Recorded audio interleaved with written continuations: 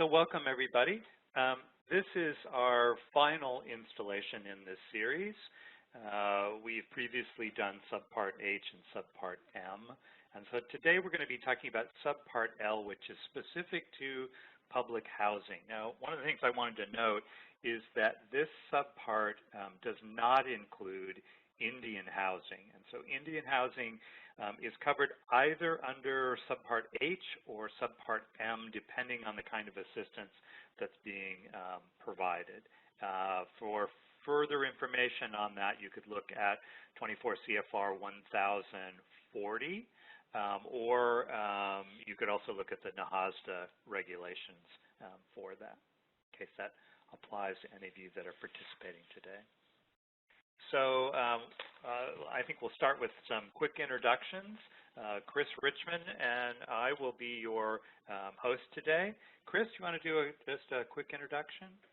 Happy to. Welcome, everybody. My name is Chris Richmond. I've been with ICF for over 24 years now. Before that, I worked in local government in Northern Illinois. I work mostly with the home program, now starting out with the home ARP program. I do a lot of work with the Lead Safe Housing Rule, as well as Section 3 and Fair Housing. So glad that you're all here today. Thanks. Great. Thanks, Chris. I'm Les Warner. Been with ICF for 15 years. Prior to that, I worked at the state level for 20 years, worked as a multifamily development person also. So I think I was calculating, I think this is my 37th year here. I started as a student intern, of course, as a child. We're luckily joined by a list of HUD folks. We've got Bruce Haber, Karen Griego, Flora Chavez, and Barrett Fisher. They're going to be helping us a little bit with our question and answers, and also kind of as a backup, if we have some things that we're not sure about, we'll be going back to the experts and asking for them to weigh in on this. So I want to talk just a little bit about the context of the series of the subparts that have been delivered. So as I mentioned, this is our final subpart, but there are or will be shortly posted recordings for Subpart H and Subpart M. And so I would encourage you, if you are doing tenant-based rental assistance or project-based assistance, that those would be also training resources for you. You'll see that much of the information that we're going to be covering today, if any of you have attended the other subparts of this, are going to be very similar, but we're then going to be focusing on what does this subpart specifically require. And so based on the specific subpart of the rule, we're going to have different requirements that will apply. Chris will go over that a little bit later, but we'll be calling that out as we go through this training.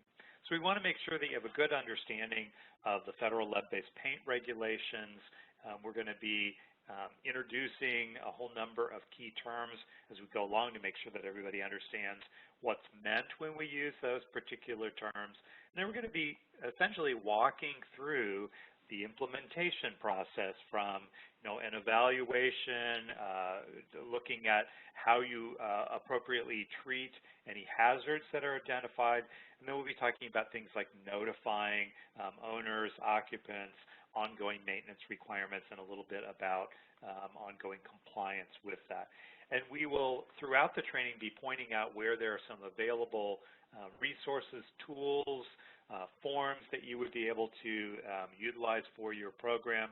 And at the end of this session, we'll go through where those are all posted, and so make sure that you know where to find those after this training has been completed. So we have 3 hours for today. So far, we've been using pretty close to that total amount. We will be taking a break just about at the halfway point today, just to give everybody a little bit of a break. There is a 1-hour session tomorrow, an office hour session, and in the packet that you received, the link to materials, there is an exercise, and that we would ask that you complete that.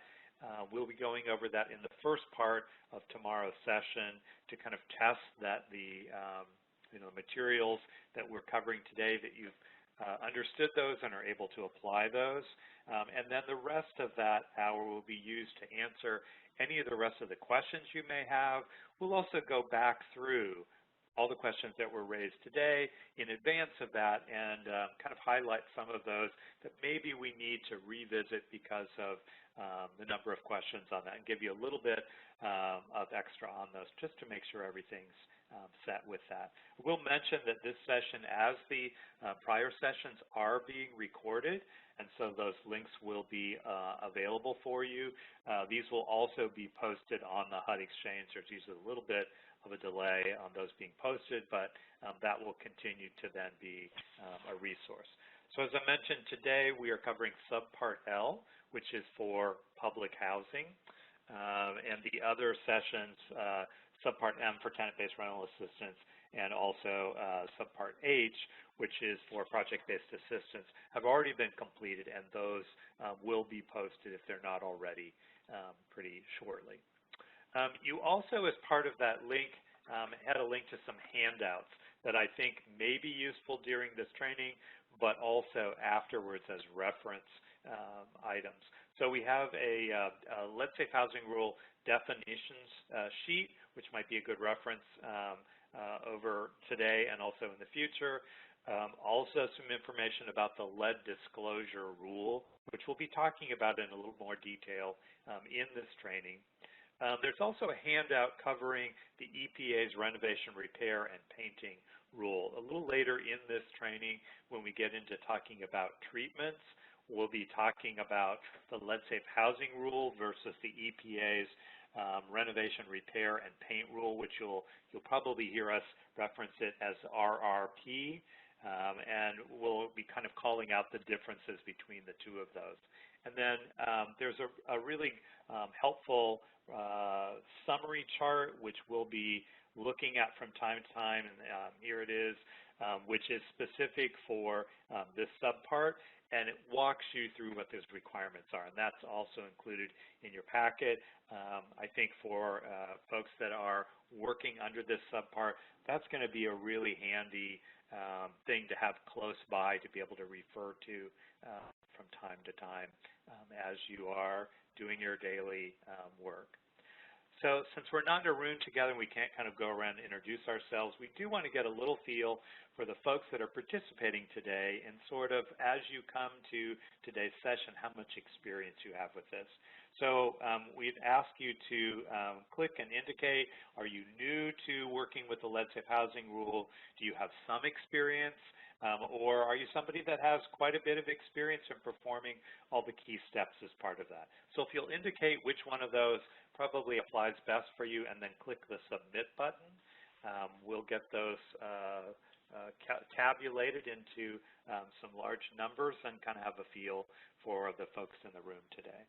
Our poll has ended, and we should have those results in just a little bit here.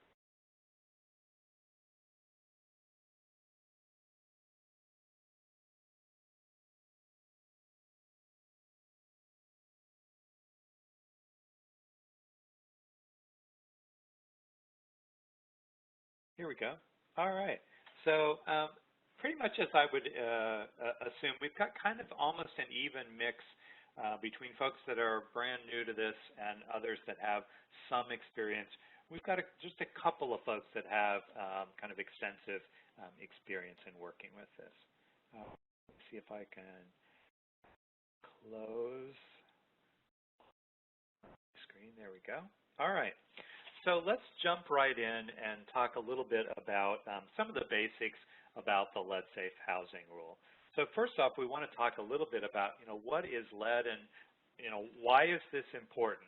So it's a naturally occurring element, but it also is something that's been part of manufacturing.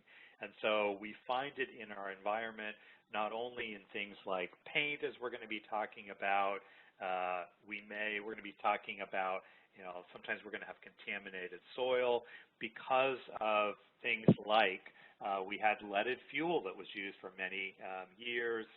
We also have some industrial uses.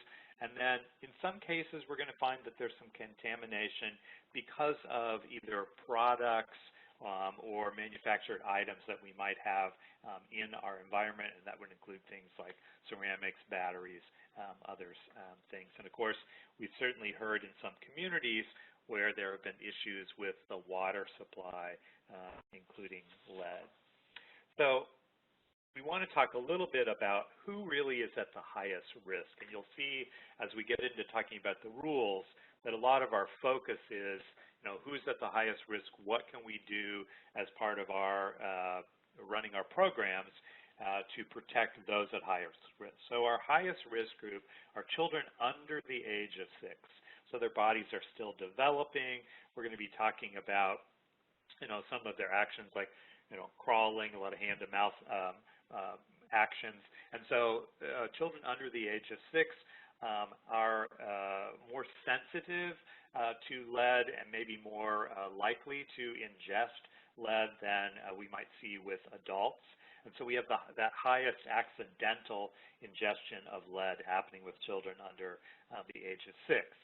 That also kind of translates or transfers to pregnant women because we have a child that when the pregnant mother is exposed to lead, that then is transferred to that developing child. And so they also are part of our high-risk group.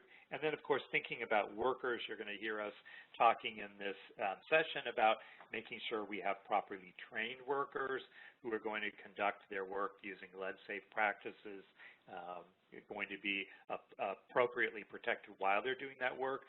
So not only do we want to protect the worker, but those workers could also, if not following safe work practices, could be bringing that lead home to others in their household. And so making sure that we address those risks as part of our process.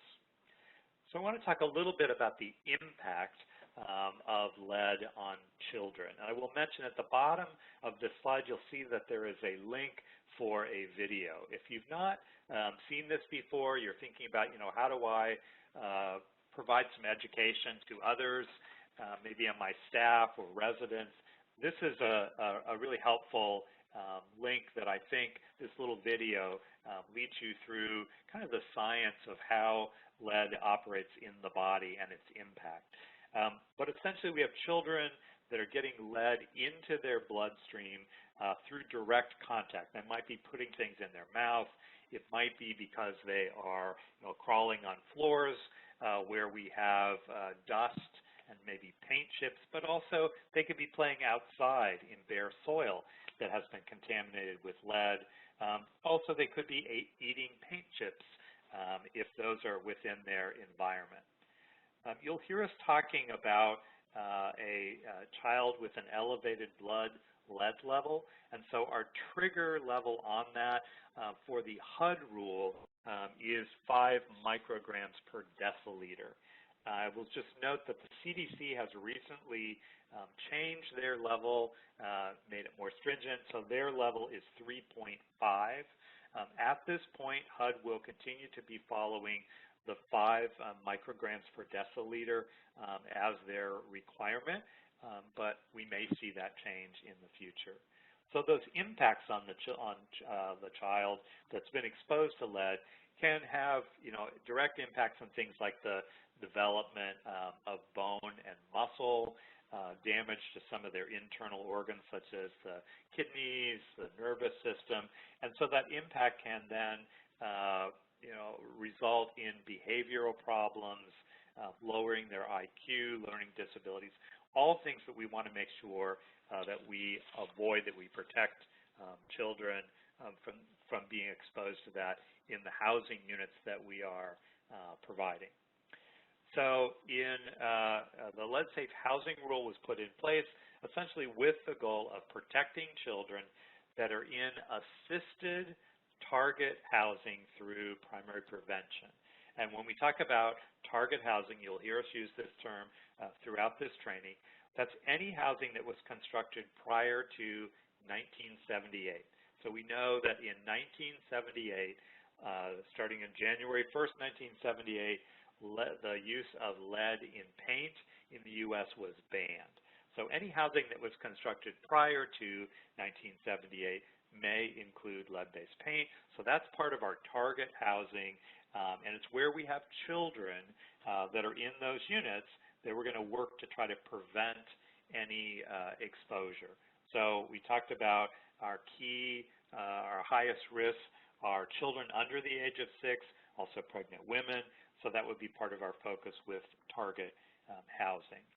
There are some exemptions, and we'll go through these in more detail, but essentially where we have housing that is set aside specifically for elderly or disabled, so we don't expect to have children living there, or where we have 0-bedroom units. In those cases, again, we're not expecting a child under the age of 6 to reside in those units. In the case where we actually do have a child under the age of 6, then that exemption will go away because obviously we have children at risk there. So in determining whether the lead-safe housing rule is going to apply, the first question I think would be to look to see when was your property constructed. If it was constructed after January 1st, 1978, then it's going to be exempt because it's not part of our target housing. It was constructed after lead-based paint had been banned. As we just mentioned, where we have 0-bedroom units or single-room occupancy, SROs, those also would be excluded except if we find that we actually have a child under the age of 6 who is residing in that unit. Also, housing that was specifically designated for the elderly. So this is not that I have a unit in my property that the occupant happens to be 62 years or older or a person with disabilities, but that this is a property that is specifically designated and restricted on who can occupy that unit. It's set aside for elderly and the disabled. In those cases, if there's not a child under age of 6, they would also be exempted. Some of you, hopefully, are going to find that you have a property that has been found to be lead-free.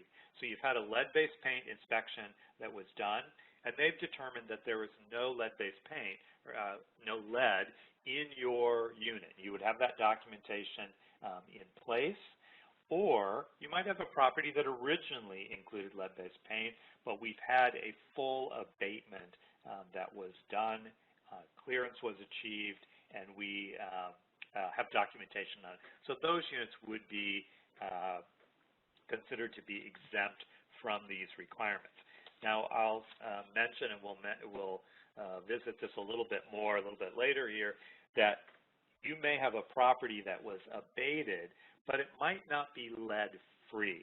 And so this exemption only applies where you can document that your property was found to be lead-free or abated and is now lead-free as opposed to being lead-safe. We'll revisit that a little bit later and go into a little more detail just in a bit. Some other exemptions, I don't think this will probably be something that you'll be working with, but you might have an unoccupied property that was going to be demolished.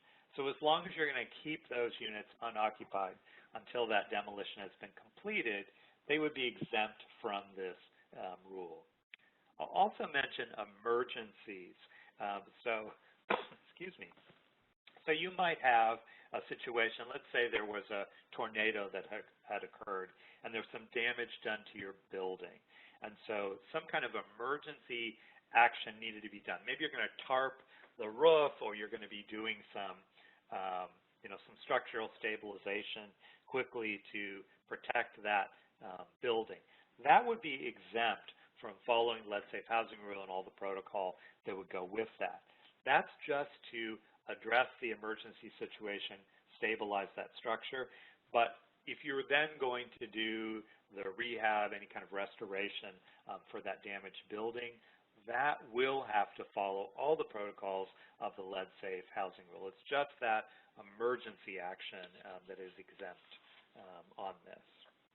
Then you will be also talking about, you might have, doing some kind of maintenance or repair activities where you're not really touching any painted surfaces. You're not going to be disturbing any painted surfaces. Those would be exempt from needing to use lead-safe work practices and going through a clearance process. So a little bit later in this training, we're going to be talking about when we've evaluated units and we found that there's a lead hazard, the requirement of having certified staff that are completing that work and going through a clearance process on that. If we were doing maintenance or repair that didn't disturb any painted surfaces, we would be exempt from that. There also, and we will touch on this a little bit later in more detail, within the lead-safe housing rule, there is a de minimis level. And so if you are less than those de minimis levels, then you're exempt from needing to follow lead-safe work practices. Excuse me. So those are for interior space, 2 square foot per interior space. If we were talking about small component types, maybe we're talking about all the woodwork. If it's 10% of that component type, then it could be considered to be de minimis and not required to follow lead-safe work practices. And similarly, on the exterior, we have a 20 square foot de minimis rule on that. We'll point out, and you'll see a little bit later in a side-by-side comparison chart, that there are differences between the EPA's repair, renovate, and paint rule, the RRP, and essentially the HUD rules are more stringent on this. And we'll talk about the fact that we need to make sure that our contractors understand when there's a more stringent rule applying that maybe they're used to doing. So at this point, I'm going to turn things over to Chris. Thanks, Les. Presenter ball here. Moving the slides. Thank you. All right. So now we're going to go over some of the federal regulations, a little more in depth with that, and disclosure. So let's start off with the federal lead regulations. There's going to be 2 different federal regulations that we'll be talking about today. First, we have HUD's regulations at 24 CFR Part 35, and then we have EPA's regulations at 40 CFR Part 745. If you're new to regulations, the CFR stands for the Code of Federal Regulations, and then you will always find HUD regulations at Title 24, and you'll always find EPA regulations at Title 40. So let's get started. You'll see this yellow arrow here next to Subpart A for the lead disclosure rule. That's actually identical to Subpart F of the EPA rule. We'll go into a little more detail about what disclosure is in a couple slides.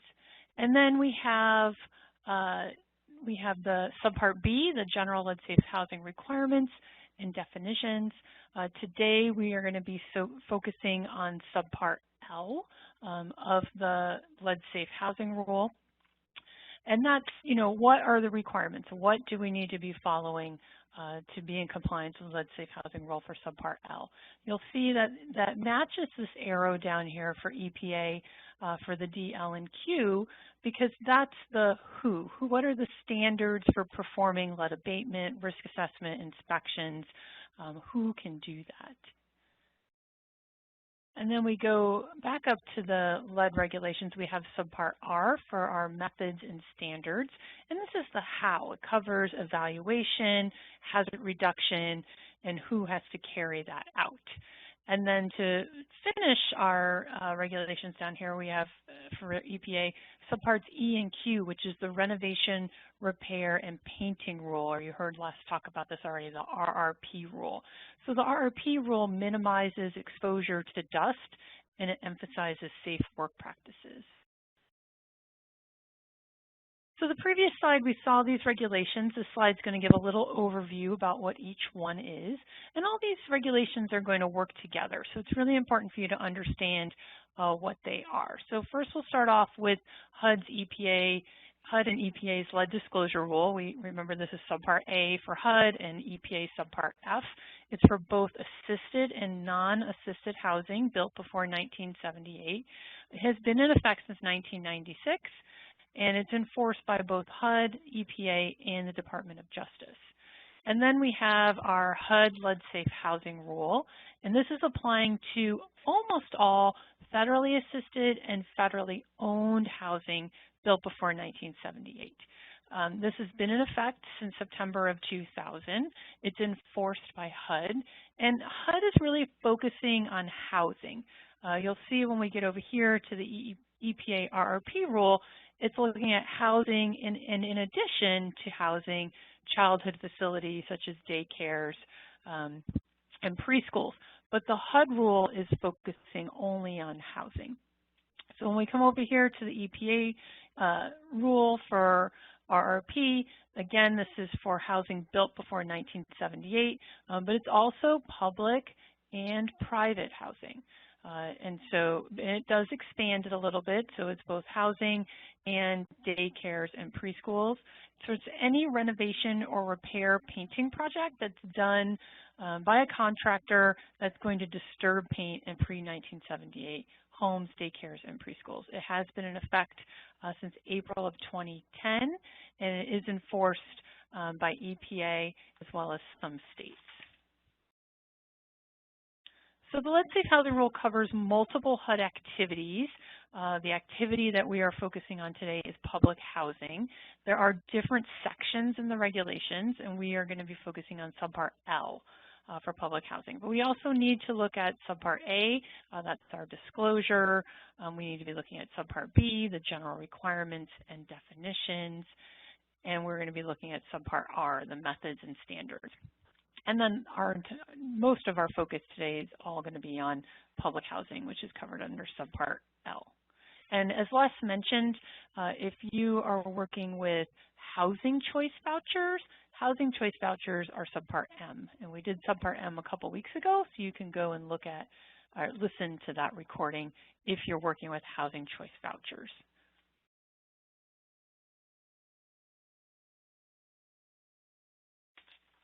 Great. So the public housing programs that provide housing under the 1937 Act follow Subpart L for public housing.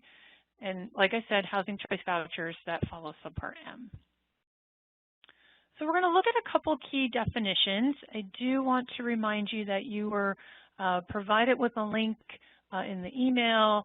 I think that Sharita is also going to put it in the chat of where you can find all of these we call them attachments, but handouts. And one of these handouts is the definitions handout. And so if you're not familiar with any of these terms, this is a great handout for you to have. You can print it out. If you have access to a printer, have it nearby for you to be able to review. But a couple the key definitions that we want to highlight, Les already mentioned target housing. That's any housing built before 1978 with some exceptions. Those exceptions were housing exclusively for the elderly, housing exclusively for the disabled, or 0-bedroom units unless a child less than 6 is residing or expected to reside in that unit. And then we're going to talk a lot about lead-based paint hazards. And lead-based paint hazards are any condition that causes exposure from deteriorated lead-based paint or dust with lead levels that are above the hazard standard, or soil with lead levels that are above the hazard standard, or friction, impact, or chewable surfaces with lead-based paint that are associated with a dust lead hazard. So it's any condition that causes exposure from these items that would result in an adverse human effect. So that's what when we talk about lead-based paint hazards, that's what we mean.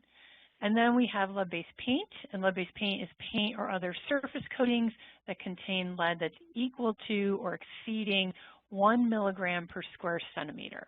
And some communities and states also have a more stringent definition of lead-based paint. They have a more protective standard of what is considered lead-based paint. HUD is setting that limit at 1 milligram per square centimeter. But as I mentioned, some cities and states have a different amount that's more protective. So you're going to need to check with your state and local regulatory authority to see if you have stricter requirements or stricter definition where you reside.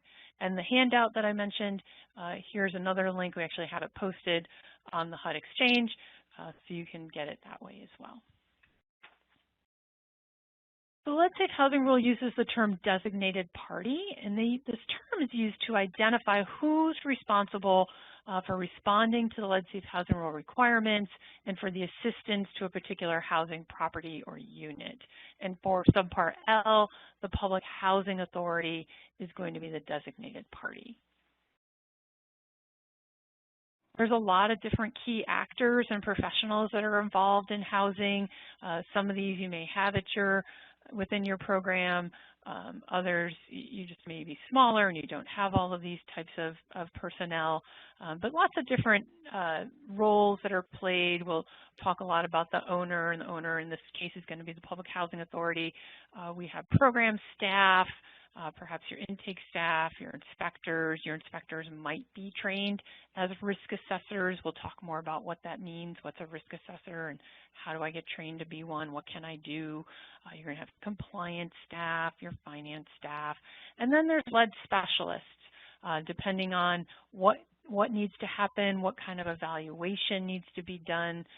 Do we need lead-based paint inspectors? Do we need risk assessors? If there's work being done that needs to be cleared, we're going to need clearance examiners.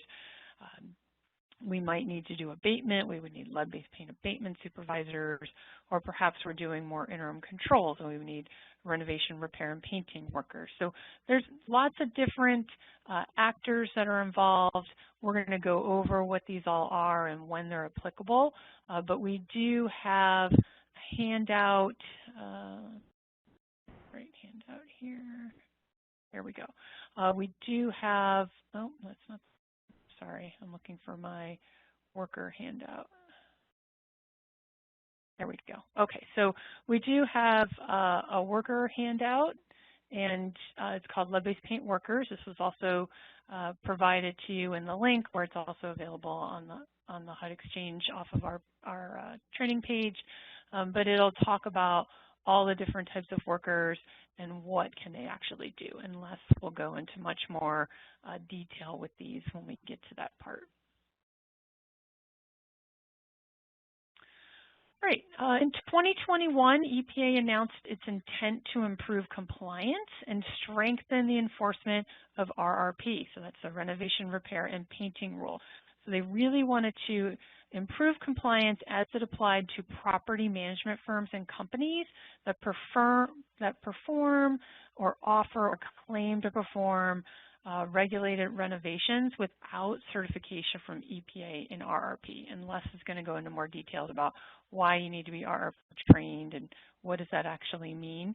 But EPA is really stepping up their enforcement for this, and they're applying it to property managers. So anyone that's supporting a maintenance role, this can be PHAs, management companies, are now being held responsible for meeting the RRP rules, even if they contract out the duties. So just wanted to alert you to that. We do have the link here if you wanted to read that EPA announcement. All right, now we're going to talk about the key steps in lead-based paint and the compliance process. And as we go throughout the training, you're going to start to see these different headings here: disclose, look, treat. Those are going to be the different modules that we actually will be working through. So first we'll start with disclosure. So the Public Housing Authority is going to be disclosing any known lead-based paint or lead-based paint hazards that are in the property, in the unit, or in the common area. They're going to be giving that Protect Your Family from Lead in Your Home pamphlet. They're also going to be disclosing if they don't know if there's any lead in the units. And then after disclosure, that term that we're going to be using is looking. In the Lead Safe Housing Rule, you'll see the word evaluation. And so looking for Subpart L is a paint inspection and a risk assessment. And then if there are any hazards that were identified, then treatment needs to happen. And so the type of lead hazard treatment would be abatement when undergoing modernization. If you're not undergoing modernization, then interim controls would be the treatment method. Then once the work has been performed, clearance needs to be achieved. This is a two-part thing where they're visually looking to make sure that there's no debris or anything left around, and then there's going to be dust sampling that's done and sent to an accredited lab. And then we're going to be telling, this is where we're going to be notifying the residents in writing where any lead hazards were found, as well as a separate notification about how they were treated. And then because there's an ongoing relationship between the program and the unit, we have ongoing maintenance. So ongoing maintenance requirements, we're going to have unit inspections, there's going to be periodic reevaluations, which include additional risk assessments. We'll talk more in detail about that later on in the module. But we do want to let you know about these different headings: the disclose, the look, the treat, the clear, the tell, the maintain, because those are, we're going to walk through the process, and we're going to use those headings to kind of keep everything just a little simpler. So this is a handout that you have. This is the one that Les said that you might want to print out and have next to you. When I was in my regular office before COVID, I had a nice little bulletin board next to my desk, and I had all of the subparts. We have summary charts for all the subparts, and I had them on my bulletin board so I could just pull it down, take a look at it, make sure I was clear about what those requirements were.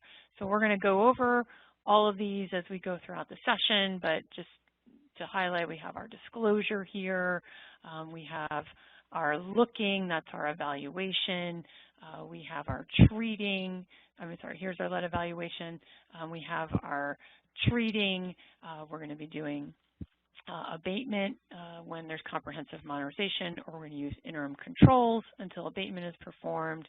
We have our clearance and our telling, which is our notification. We have our ongoing maintenance, which includes periodic reevaluation. And then we have EBLL requirements, and EBLL stands for Elevated Blood Lead Level Children. We'll talk more about this at the end of our session today, but that's if there's a child who's discovered with an elevated blood lead level living in your public housing units, what are the steps that need to be followed? So everybody always wants to know who is going to pay for all of this. So the responsible entity for paying for public housing, lead-related costs, is the Public Housing Agency. They're going to be paying for any type of testing, the lead inspections, the risk assessments, clearance, any type of work that's done, abatement, interim controls, and additional work that might need to be done if for some reason you ever have an elevated blood level child residing in your units. All right, so now that we got through the different subparts and the regulations, we're going to dive into the first step, the disclosure. So the disclosure rule applies when selling or leasing a pre-1978 unit. We are going to be focusing on leasing for this webinar, but property owners, which in this case is the Public Housing Authority, is required to disclose knowledge of all known lead-based paint when they sell or rent a home or a unit. So we're going to provide you with a really brief overview of disclosure requirements so that you can stay in compliance with the Lead Safe Housing Rule. So the disclosure rules, we do have a handout here. Disclosure has been around and in effect since 1996. So we do have some information here if you're not really familiar with disclosure. But it starts off, the purpose is really to provide information about lead-based paint and lead-based paint hazards, and to share records and reports about any units or common areas servicing that unit. And when we talk about common areas, we mean hallways, laundry rooms, garages, exterior surfaces, the building, play areas, that type of thing when we refer to common areas. So the unit and any common areas needs to be considered when you're disclosing what you know about those as it relates to any lead. Has there been any lead discovered in the past, or do you not know if there's any lead in the unit? So it applies to almost all pre-1978 for sale and rental units, except for some exclusions, and I have that on the next slide. The PHA is going to be providing the pamphlet. That's this blue Protect Your Family from Lead in Your Home pamphlet. It comes in several languages. It is available on both HUD and EPA's website. You're going to be providing the disclosure notice, which will include the warning statement, and in addition, any records and reports if you know about any of the lead hazards.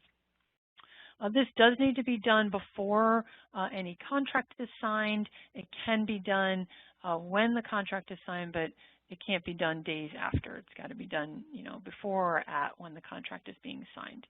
So that's all done for new tenants moving in. And then if you're renewing a lease and the PHA has new information about lead-based paint hazards, whether it's for that unit or common areas, a new disclosure notice does need to be provided to tenants at lease renewal. But if nothing has changed, then you don't need to give another disclosure notice. So I did mention there may be times when the disclosure is exempt. These exemptions are found at 24 CFR 35.82, and this is found in Subpart A. But the most relevant ones are the green circles that we have here. So the first one is lead-based paint free. So it was found lead-based paint free by a certified inspector under a federal certification program or under a federally accredited state or Indian certification program. Or it was previously disclosed. So rentals of existing leasing in target housing that was previously disclosed, all information, and nothing has changed. There has been no new discovery of lead or in the unit or in the common areas, no new lead hazards identified. So those are the two exemptions that we see most common for public housing. So you want to make sure that your housing authority is using the correct form. It's a very common violation for housing authorities to use the wrong form. The form you see here, the watch out for lead poisoning, lead-based paint poisoning, is not the correct form. The correct form is the disclosure of information on lead-based paint and lead-based paint hazards. This is found on both HUD and EPA's website. There's one for sale and there's one for rental housing. You do want to make sure that you're using the correct form because there is a possibility of 10 violations per disclosure form, and each violation is subject to a $19,507 penalty. So since there could be up to 10 violations per lease transaction, you could actually have a $195,000 fine per lease transaction. So please make sure you're using the proper form. Please make sure you're using it correctly. Also want to make sure that we're handing out that pamphlet that protects your family from lead in your home. And if you are working in any of these states, Massachusetts, Rhode Island, or the District of Columbia, which I guess is not officially a state, but if you are working in any of those three, these have elements of a modified form. So please check with your regulatory authority and make sure you're using the correct form and those elements if you're working in Massachusetts, Rhode Island, or DC. There are sections that are often not completed correctly. A lot of issues that HUD has run into when they've gone to monitor stem around three different areas. The first is timing. They see a lot of disclosure notices that are given out after lease signing. They have to be provided before or at lease signing, not after lease signing. A second area that's often found that's incorrect are fraudulent signatures where the owner is signing for the tenant. We really need to have the tenant signing for themselves.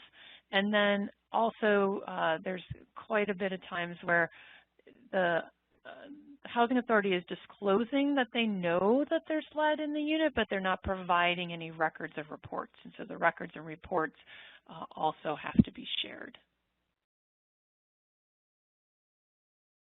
It's important for PHAs to be aware when there are children under 6 residing in the unit, and this information is often gathered at application or at the yearly lease renewal.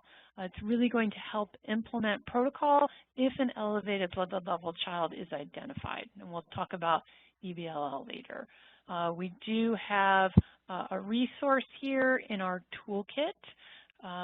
In a couple slides from now, and when I'm done talking, I'll also put it in the chat. We have a link of where you can find the toolkit. We have a whole Subpart L for the toolkit, and you can go through that, and you'll see sample forms that you can adopt to use. They're not required to use, but you can adopt to use for your programs.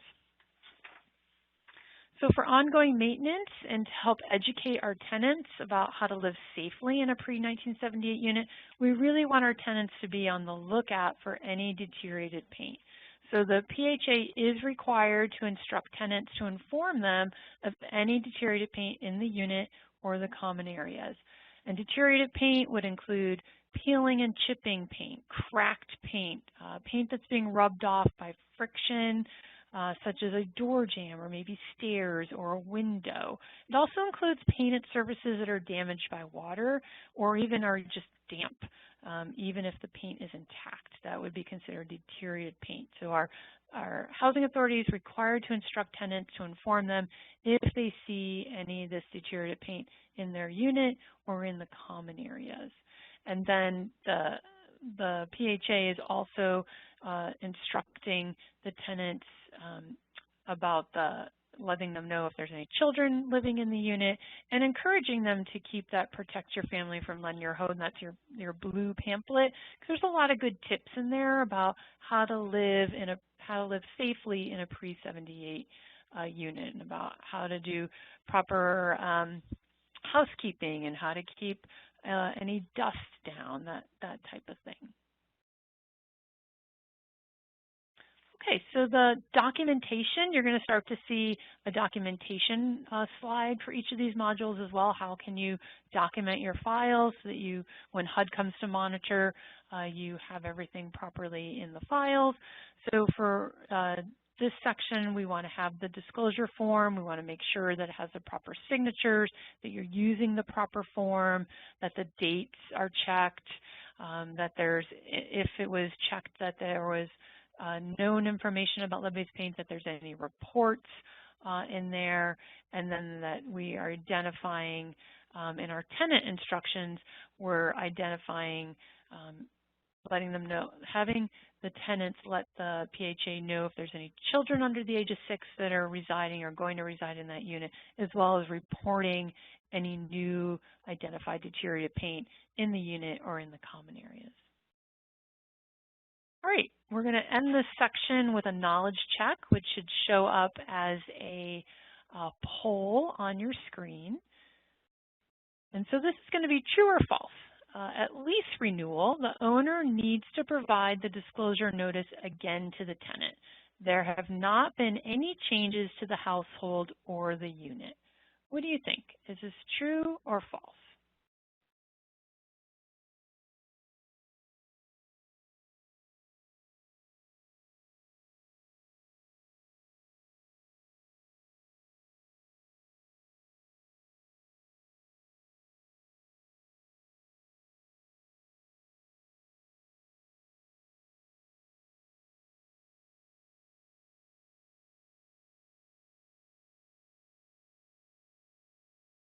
All right, the poll is ended. Let's see how people... Okay, well, about 2/3 of you got it correct. The correct answer is false. If there have not been any changes to the household or the unit, we do not need to provide a new disclosure notice, because remember, the disclosure is disclosing whether we know if there's any lead in the unit, if there's been any, or if we don't know, or if we do know, there should be reports, records that are also being shared. But that was done when they moved in. And if nothing has changed to the unit or the common areas, they do not need a new disclosure notice. That disclosure notice that they got the year before is still adequate because nothing has changed. All right, Les, is there any questions that came up or anything we should expand upon before we dive into evaluation? We don't have any questions at this point, so I think we're just going to move on ahead. All right, let me hand you the control ball there. Great, thank you. Sure. So Chris has led us through this first step of our disclosure. So we're letting that tenant, and they're making a decision about either moving into that unit or renewing their lease, If there's been any changes at that point, we're letting them know what we know about that unit. We're going to switch gears here, and our next step is talking about when you, as the housing authority, the owner of these units, when you have required steps on evaluating that unit to determine if there are lead-based paint hazards. So we're going to first talk through the different methods and then focus on the specific requirements for this subpart. And want to make sure you understand each of these terms because you'll be hearing these as we go along. So there are different levels of lead-based paint evaluation that may be required. The sort of most minimal on this is a visual assessment. So we're not actually testing paint to determine if it is actually lead paint. We're simply visually going to work our way through that unit, looking for any surfaces where we have deteriorated paint, any kind of chipping paint that we see that's collected there, but also looking for dust and debris. So we have things like friction surfaces like windows, doors, which might, as those components are moved, might be generating dust, which could include lead. So our visual assessment is our sort of least technical version of this. And we'll be talking about for each one of these that we need to have that personnel who's doing this be appropriately certified. And we'll talk through those requirements as we go along here. Our next more stringent requirement is an actual lead-based paint inspection. So we're going to go surface by surface and determine, does this surface contain lead-based paint or not? So you'll see a little bit later, we're going to be talking about either the use of an XRF machine, which is essentially X-raying that substrate to determine in those layers do we have lead paint as part of that. We also could be actually physically removing little samples and sending that off to a lab to do that analysis. I think in most cases we'll probably be dealing with someone with an XRF machine to make that analysis. And then we'll be talking also as we talk about this under evaluation about when a risk assessment is being done. So in that case, so the lead-based paint inspection is simply determining whether we have lead-based paint. It's not making a call about whether that is a hazard or not. Our risk assessment then is going to identify where we have lead-based paint hazards, and that's going to be from sampling that deteriorated paint, dust, soil, which we'll be talking about, and that will be done based on if it's lead-based paint. If we've had that paint inspection, our risk assessment for each of those surfaces or components that include lead are then going to determine, does it pose a hazard? And you'll see that when we talk a little more about risk assessment, it also will lay out what needs to be done for that, a scope of work on how we're going to approach that. And I'll just note here that lead-safe housing rule is not requiring that water be one of the components that we are testing. You may be in a community that has added that to their protocol, or perhaps you as a public housing agency have determined that, yeah, we want to go ahead and do that testing of the water. That is not something that is required under the lead-safe housing rule. So let's focus now on, okay, so we're going to be talking today about Subpart L for public housing. So what are the requirements here? So PHAs have been required since the lead-safe housing rule came out in 2000 to have done two things. So they're required to complete a lead inspection and risk assessment. So that should be in place for all properties. Of course, if that was done in the year 2000, the question might be, do we know where that information is? And then the second part of this is that public housing agencies were required, when they did modernization, to complete a full abatement of all of their units. So I think the challenge for each of you with public housing is to determine, okay, So what do we know about our property? If that lead inspection and the risk assessment are in your files, and the lead abatement was completed, and they found, or maybe they found that there was no lead in that property. Either way, if we now have a property that is lead-based paint free, then you're exempted from this. So you have no lead evaluations that are required because you have this documentation that my property doesn't have any lead-based paint, and so I'm not needing to protect folks from something that's not there. For some of you, you may have that lead inspection and the risk assessment in your file, and lead abatement might have been done, but it may not have removed all of the lead-based paint. It may simply have controlled that. And we've got a slide coming up when we get into treatment that will go through that. But essentially, lead-based paint abatement might, in some cases, remove all lead-based paint from the property, which would exempt you.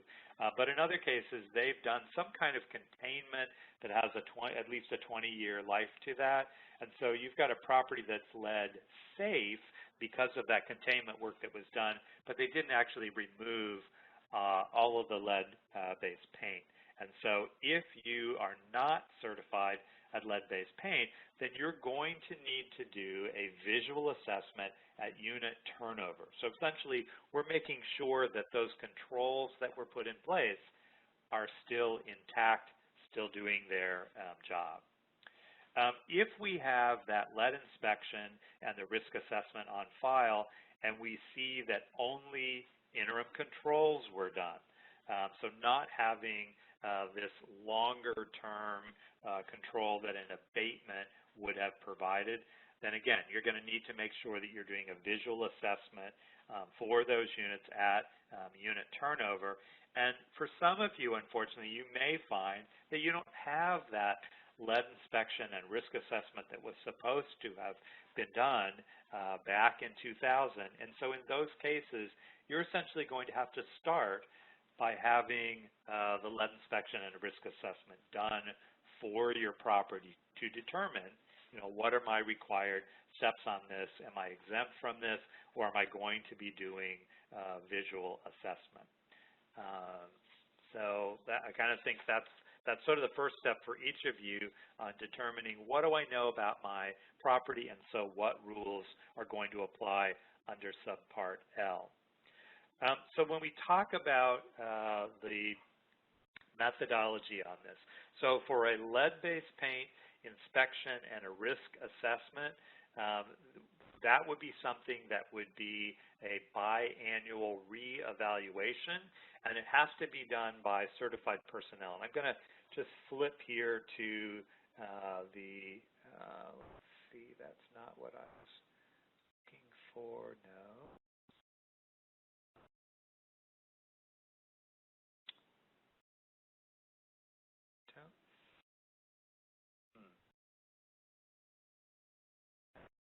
Earlier. Here we go. So when we look at the summary chart for Subpart L, and I'll just kind of point out some things along the way. So right now we're talking about the evaluation on this, and so we were required to have that paint inspection and risk assessment that was completed for the property. And we mentioned that there are some exemptions in place. So if we had a property that was found to be lead-free, then we would be exempt from that. So with that, our ongoing maintenance, we're going to be talking about this annual visual assessment, and that also would be at unit turnover.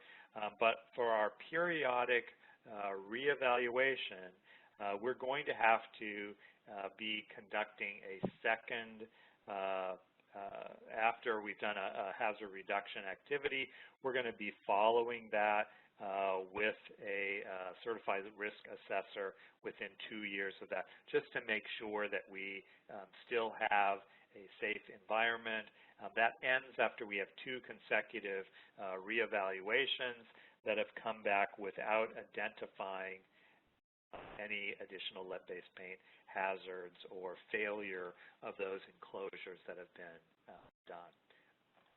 And then for our visual assessment, as we mentioned, that's going to be done at unit turnover, but it also, as Chris mentioned, we're informing tenants that we want them to essentially be some additional eyes and ears and looking for any sign of, unstable paint, chipping, peeling, and so they can notify you of a concern, and at that point you would do a visual assessment as part of that. For units that once we have an established tenant, we're going to still do our ongoing maintenance on an annual basis for that. There is, and we're going to talk about how to identify personnel that's able to do that. The good news on the visual assessment is that's an online training and certification. It can be done at no cost. So that's often going to be done by an employee. They're going to get their take the training, get the certification, and be able to conduct those visual assessments for that property. One of the tools that they might find useful is that you need to be able to document that. So there is a log that can be used for that visual assessment. So as you're going room by room through that unit, you would be capturing that information from your visual assessment within that log to be able to document either you found no hazards based on your visual assessment, or recording things that you did note and that would need then to be treated. And we'll talk about treatment in the next session or section. So let's talk a little bit about, where do we find staffing on this? So as we mentioned, for the visual assessment itself, this is something that's an online training. We'll have a link for that as we go through this. But if we are going to be hiring a paint inspection, a risk assessment, when we get into treatment and we're talking about needing to have a third-party clearance done, also if we're doing treatment and we need to have an RRP certified contractor in place, then we need to have some tools to be able to identify that. So first off, if you were going to, as a public housing agency, if you're going to contract with someone to do this, you're going to have to follow federal procurement. So you would be issuing a request for proposal, an RFP, or request for qualifications, an RFQ. And so within that, you would be identifying the licensure and certification requirements that contractor is going to need to provide. And so that would be, as part of their bid submission, they would be providing evidence that they have the appropriate training and certification in place as part of that.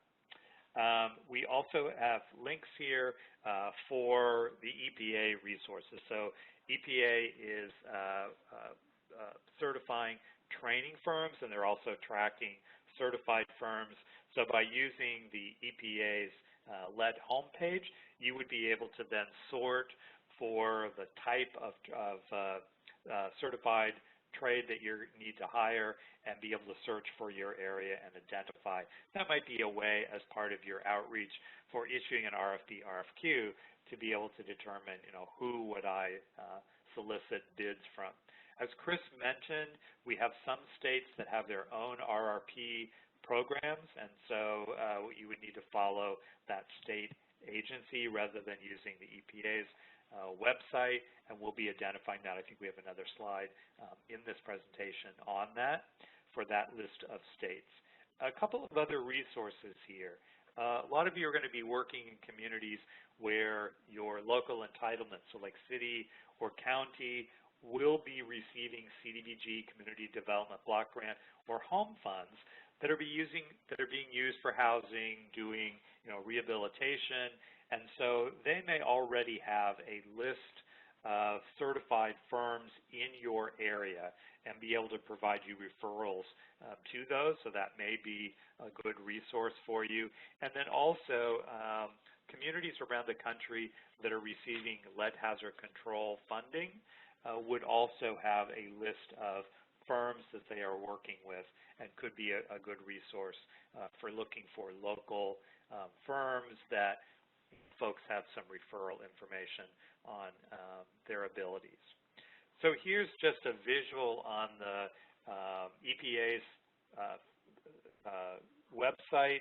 And so this allows you, based on location, to be able to designate the area that you're looking, put a range in place, and so to be able to sort for firms that would be in your area. You also could look up a particular firm or based on their certification number that they provided you in their bid packet to be able to confirm from the EPA's website that they are also showing that. So you would identify the type of individual or firm that you were seeking and be able to then use this to identify those that are available. So here's where our information, we've already mentioned the fact that our visual assessment is going to be done on an annual basis, also at move-in. And so we need to have a properly trained personnel that has completed that training, has certification, that's then going to go through those units, through the common areas, and conduct that visual assessment. So as I mentioned, that training is available online. And it is free. You're able to complete that and then get your certification, be able to print that out. So that would be something that in thinking about, who in our staff is going to be completing that, is it going to be somebody internal, having that training completed, having the certification in place, or perhaps you're going to use someone external, and so that would be part of your procurement process. So we want to make sure that the records are in place so you can show not only visual assessment was done, but that it was done by someone who had that certification in place. And then we mentioned about a visual assessment finding and resolution record. So not only is it tracking things like when you did it, where you looked and what you observed, it's always recommended that that be also include photos when appropriate, and that's also going to be then your document of, okay, based on my visual assessment, either I don't need to take any action, or that we're going to have treatments done based on what we found in our visual assessment. In our next section, we're going to be going into talking about treatment on that. So we mentioned that around 2000, when the lead-safe housing rule was put in place, public housing agencies were required to have a lead-based paint inspection and a risk assessment that were completed. Hope is that most of you are going to say, hey, I've got that in my file. But as we mentioned, if you cannot locate that, if it was never done, then your first step would to have that be completed now. So that on-site investigation, the paint inspection, is going to go surface by surface to determine, is there lead-based paint present as part of that. So they would be either taking samples or using an XRF machine to be able to make that determination. And so one of the things I wanted to point out, and you'll hear us mention this in a couple of examples, that there are some new videos that are available, and one of these is a video that walks you through an actual lead-based paint inspection. And I think for those of you that haven't experienced it, or you want staff to have that exposure, this is really helpful to just be able to visually see, well, what's involved, how does that work? And I highly recommend, if you haven't seen these are a new resource. Take a look at these, and we'll be focusing on those, where to find all of that at the end of this, and also this link has been provided. So the EPA regulations lay out what those requirements would be for both HUD, also EPA programs. And so we're going to be following that process. And this is really going through determining whether there's the presence of lead-based paint or whether we find that it is absent.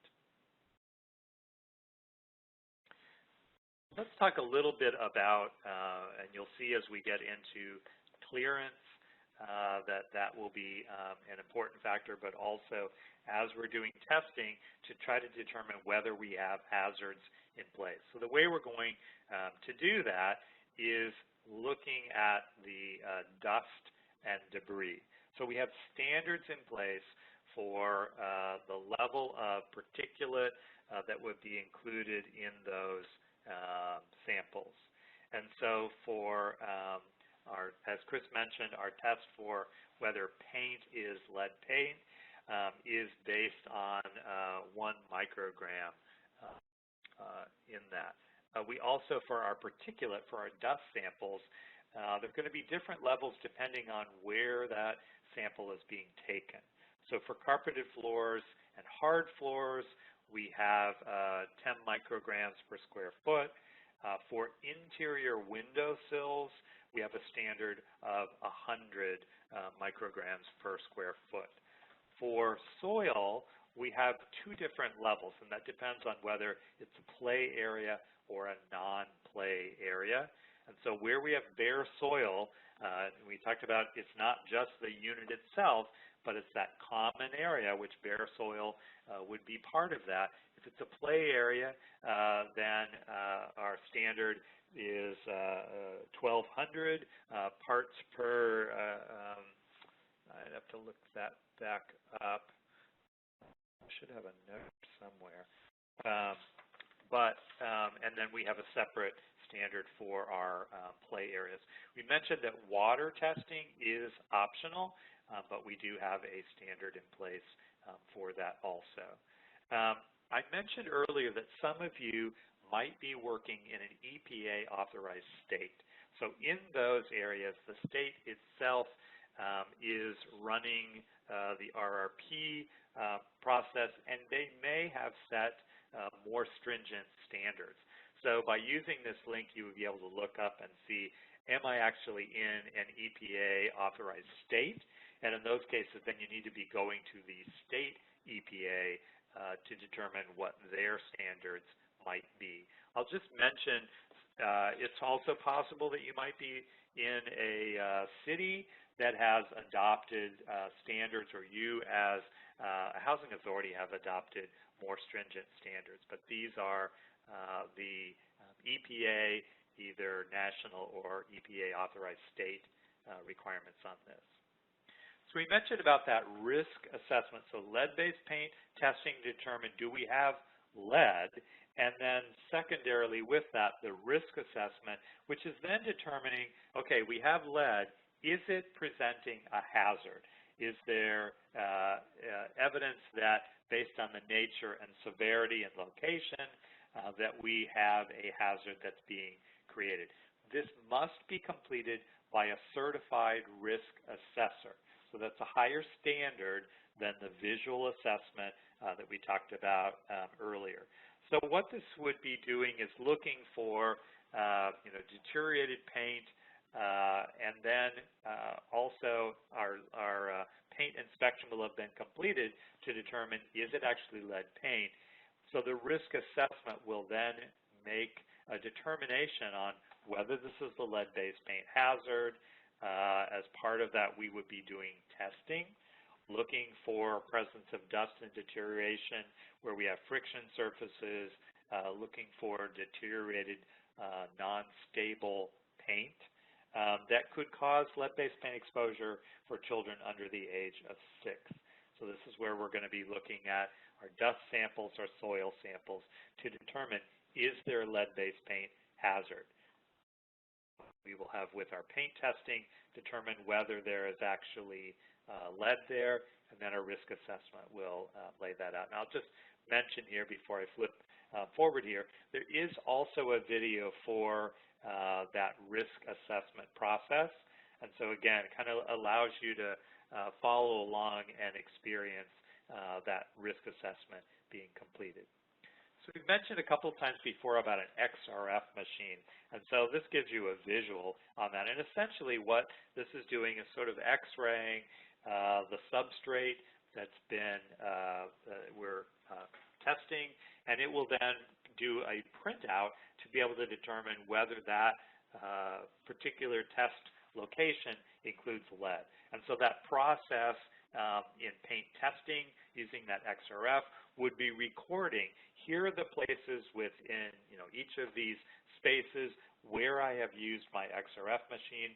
So sample 6 was on the windowsill. Here's what the printout was from my XRF machine to determine, is this lead, does this contain lead or not? And there is a video, again, of this that allows you to kind of follow along and see that process being completed. So with that risk assess being completed, there will then be a report. So that report will have a standard list of criteria as part of that. Keep in mind, we need to have a certified risk assessor that's going to be completing that. They will then issue the report. It's going to include information about, where is this property, what was my process on testing. They will lay out all of the locations where sampling was completed. So they'll identify their methodologies, sampling methodologies, testing, and then based on those results that were either from the lab or from the XRF machine, that report will also include a lead hazard control plan. So when we have identified that we have lead hazards, our risk assessment report is essentially going to give us that scope of work for what needs to be completed to address that. So we're going to be procuring an RRP certified contractor, might be for interim controls. Hopefully it's going to be for abatement, and they will then be looking to that lead hazard control plan to be the scope of work for what they're going to need to address as part of that. So again, there is a checklist that can be used as part of capturing that information. So with that, we want to make sure that we're keeping everyone informed. And so once that lead hazard risk assessment has been completed and we have received that report, we need to make sure that notices are issued.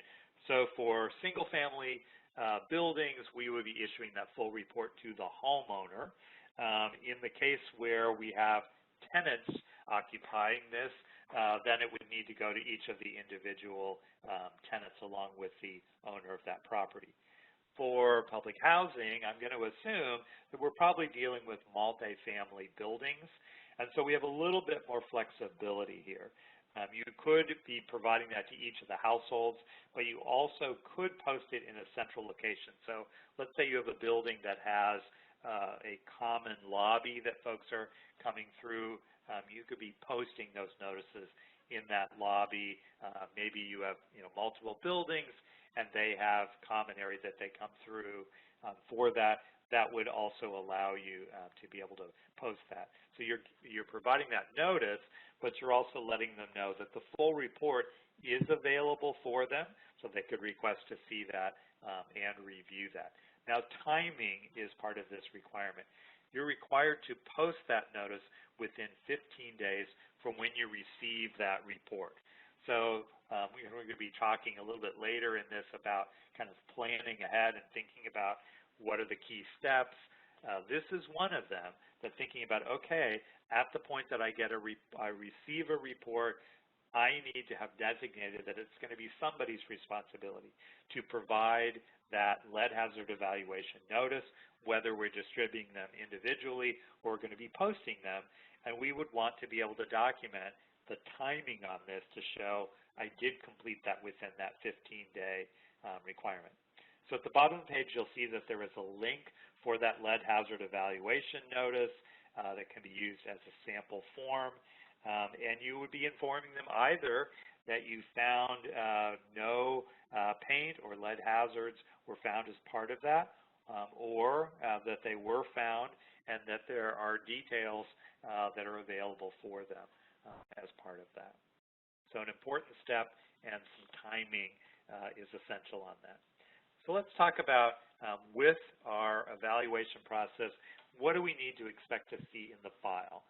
Well, we're going to need to make sure that for whatever level of evaluation that's being done, whether it's that visual assessment or whether this is that initial risk assessment and paint testing that was done, we need to make sure that that personnel who completed that had appropriate certification.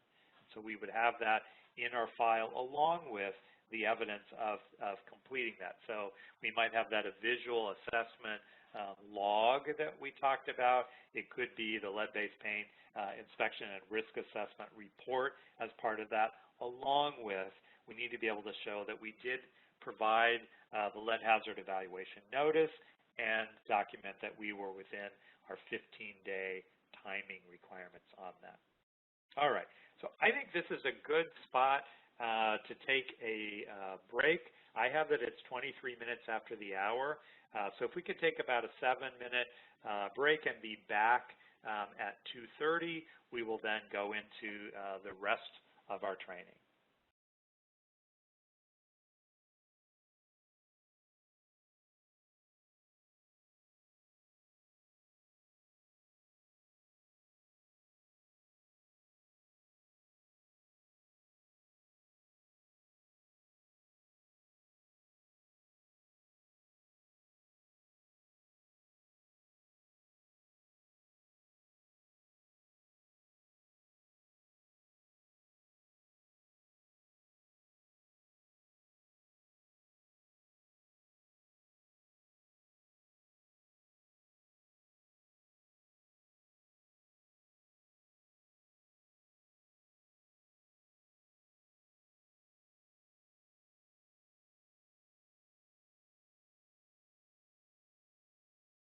Les, you might need to unmute.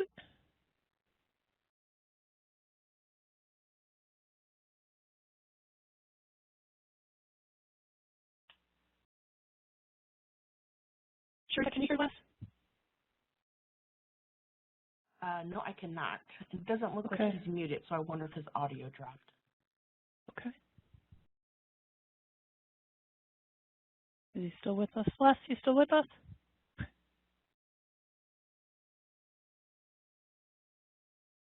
All right. Well, we're waiting for Les to, you can still hear me, Sherita?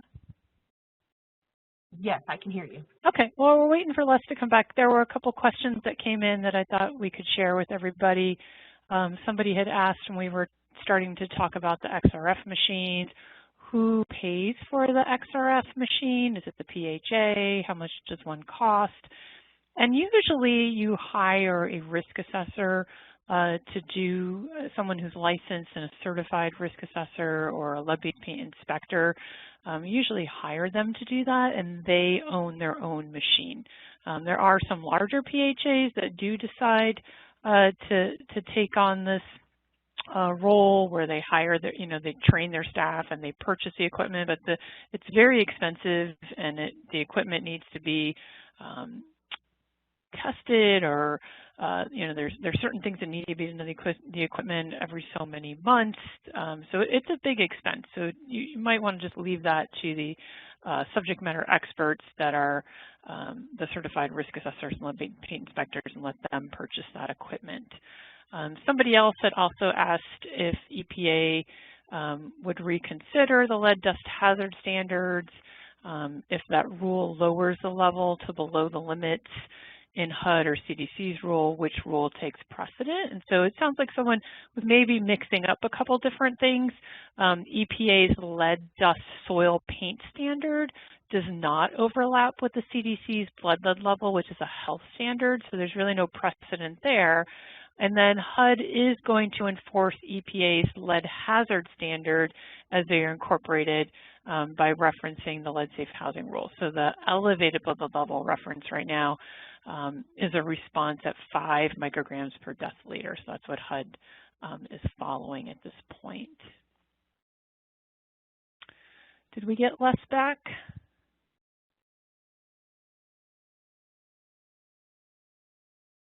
I don't think I sent him a message.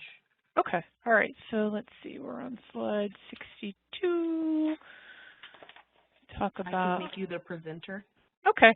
And then when he gets on, we can hand it back to him.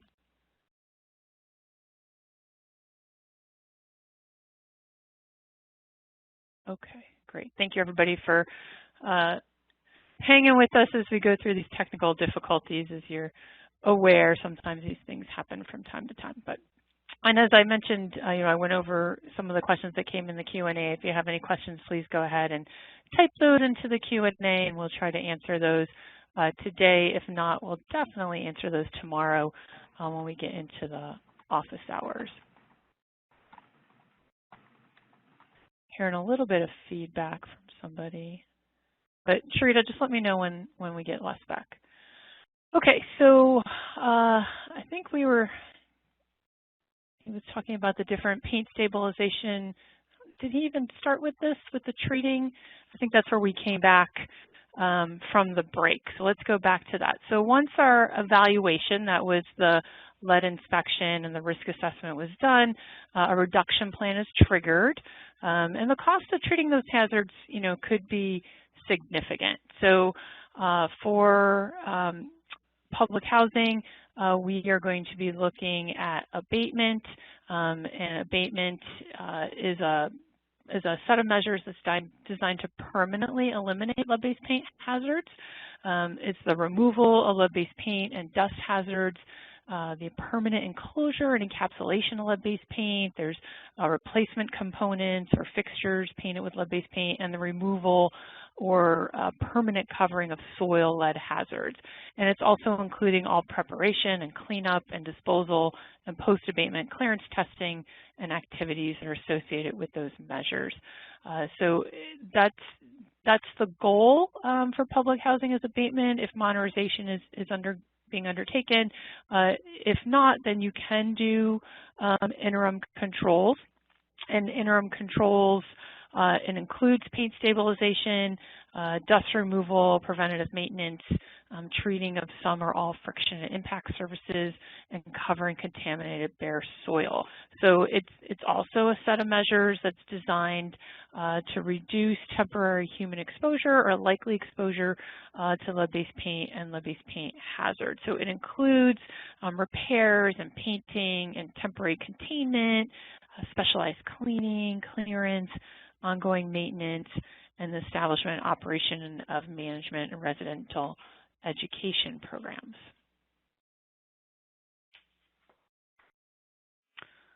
All right. So we talked about abatement. Again, going back to interim controls, I'm trying to see if there's anything here. Oh, who can do that work? So remember we talked about interim controls includes paint stabilization, all these other items that we mentioned, treating of friction impact surfaces. That might be opening the window, the stairs, those are friction, the door jamb, those are friction impact surfaces. And this work for interim controls has to be completed by someone who's trained in RRP, that's a renovation, repainting, and repair program. And so someone who's trained in RRP, it can also be an abatement worker or abatement contractor, but that's going to be more expensive than an RRP certified contractor. And let me see if I can find that handout. We do have a lead-based paint worker handout. There we go. Right? Yes. Okay. So this is our lead-based paint worker handout. And you can see here we're looking at interim controls. And who can do interim controls? Well, we mentioned the RRP, certified workers, abatement contractors, supervisors. But again, these categories here have a lot more training than your RRP certified workers. And so abatement workers, abatement contractors are going to be a little more expensive when doing interim controls. But if that's all who's available, that's who you have to use. But when we get into abatement, we are required to use abatement workers and abatement contractors. Let's go back to our slides. So in abatement, a removal of lead paint and dust hazards, all the preparation and cleanup, and as I mentioned, it has to be conducted by abatement workers, contractors, and supervisors. All right, so we do need to decide the contractor selection for hazard reduction work. So people were asking, well, can we use our own staff? Can our own staff do this work? Well, you need to see how much you do have staff that could undertake this kind of training. Do Do they have the capacity to do that? Or are you going to hire that out? So these are all different considerations for you to think about.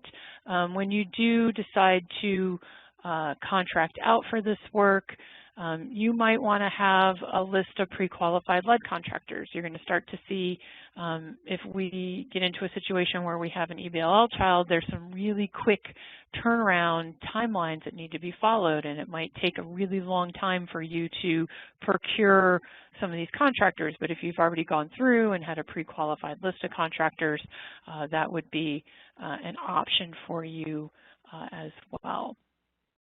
Chris, I think I'm back. Yeah. Oh, fantastic. Okay. Yay. All right, so I can hear you. Good. Let me see where you are. Okay, looks like you're on the phone. So do you want me to forward the slides then, or can you see the screen? I can see the screen. Yeah, I could always see the screen. Couldn't figure out why it was moving when I hadn't touched it. Okay, all right. Let me go back to handing you the presenter privileges. Let me know if you can control the screen now. It looks like I can. All right.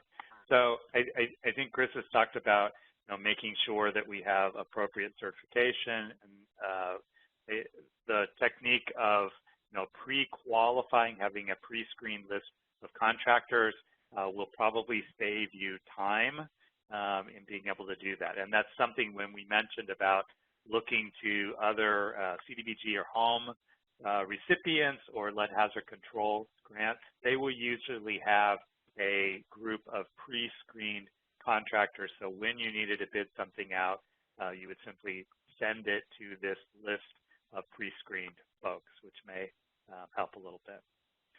So also want to talk a little bit about the EPA Renovation, Repair, and Painting Rule, the RRP. So keep in mind that contractors that are performing work on homes, and it actually also applies to child care facilities and preschools, even though we are only dealing with housing, that they will have to have their firm be certified either by the EPA itself, or if they were in an EPA authorized state, by the state program. And they need to have completed the renovators training by one of the approved providers on that. With that, they need to be following lead-safe work practices, which we're going to be talking a little bit more about in a moment. And they are required, the contractor is required then to provide the Renovate Right pamphlet.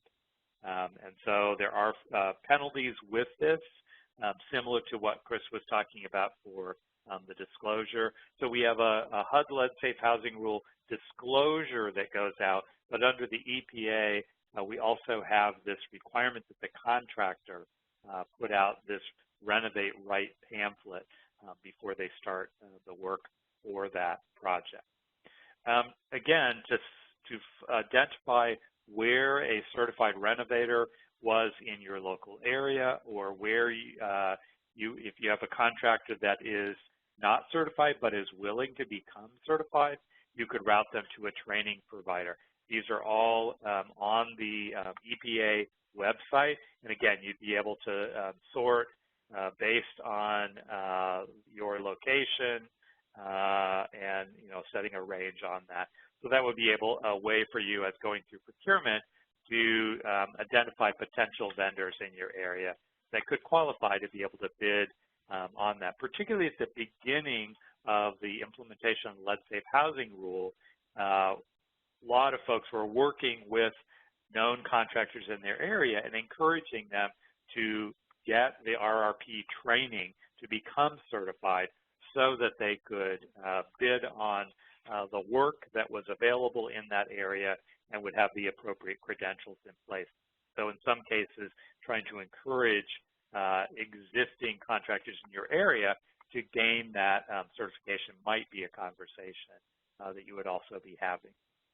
So I wanted to do a little bit of side-by-side comparison between the Lead Safe Housing Rule and the RRP rule. And so generally, we're going to see that the requirements under the Lead Safe Housing Rule, a HUD rule, are going to be more stringent. So when we're determining whether lead-based paint is actually in place, we mentioned that under lead-safe housing rule, and particularly for this subpart, that you're required to have had this lead-based paint inspection and risk assessment completed for your property. The EPA rule will actually allow a contractor to be able to use a test kit, which essentially they have like a sort of a dauber where you could score the surface, daub it with this little test kit, and it would turn a color to indicate whether that surface contained lead or not. That is not the standard for lead-safe housing rule. We're actually going to have paint testing done as part of that. Our training requirements for lead-safe housing rule do follow the EPA's requirement.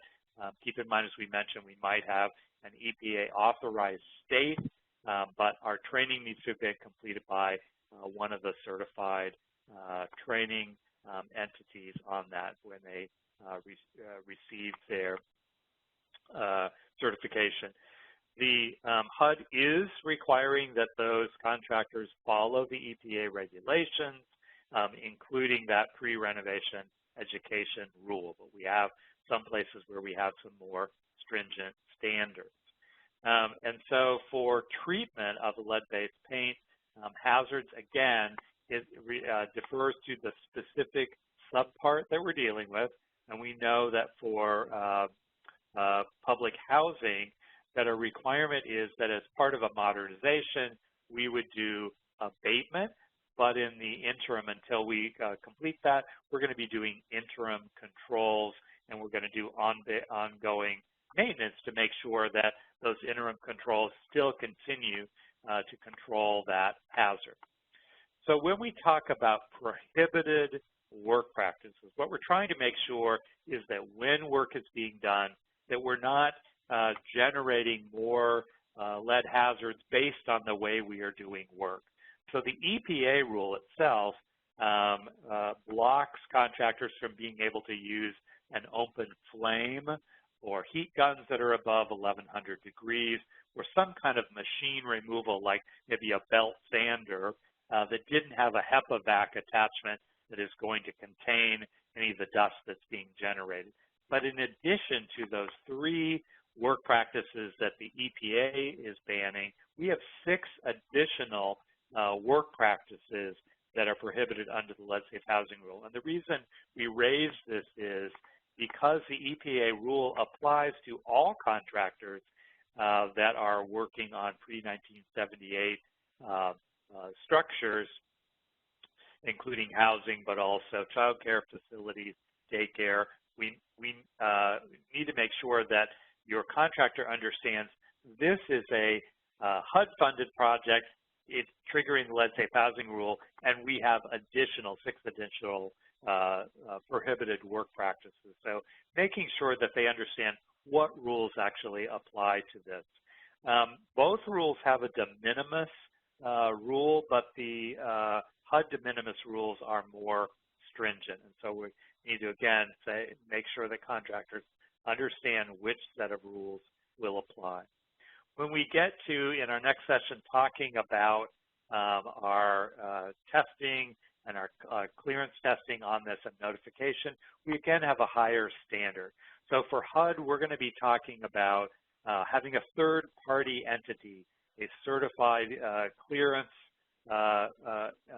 individual, collecting samples, sending them to a lab, determining whether we now have brought the remaining contamination on that site down to an acceptable level.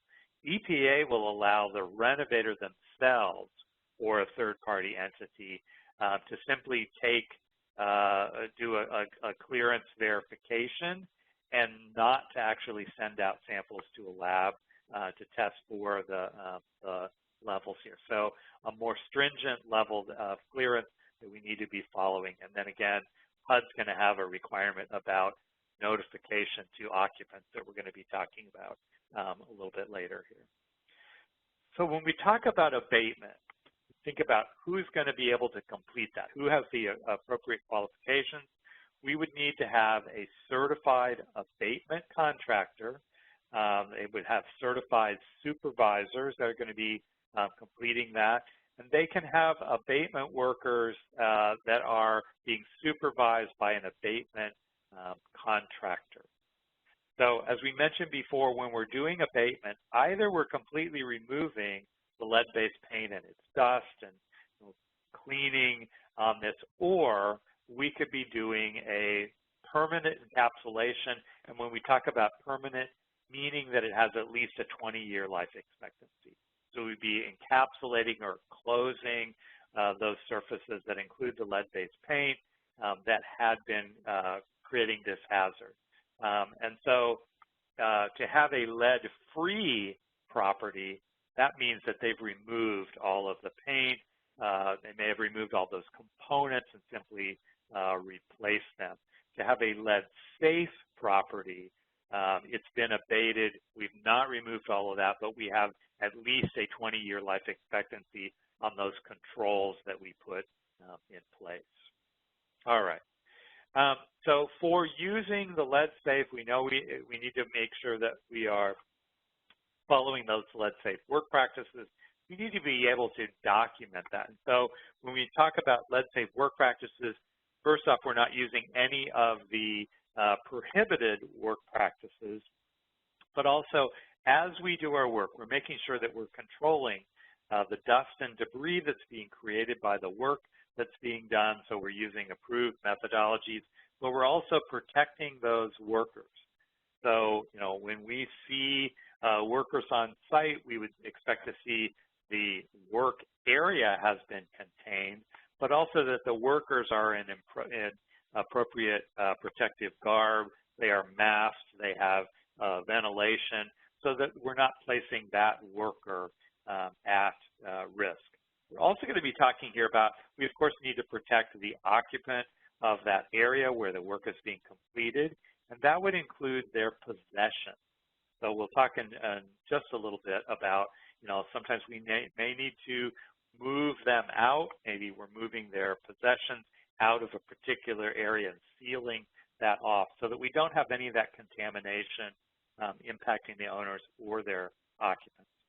So as part of segregating that work area, we're going to be sealing that off, and that includes sealing off the HVAC system. So we don't want, you know, the fan to come on and be on the return pulling air from that work area where we're generating lead dust and then distributing it across the rest of the work area. So having appropriate controls in place, planning in place is going to be really important.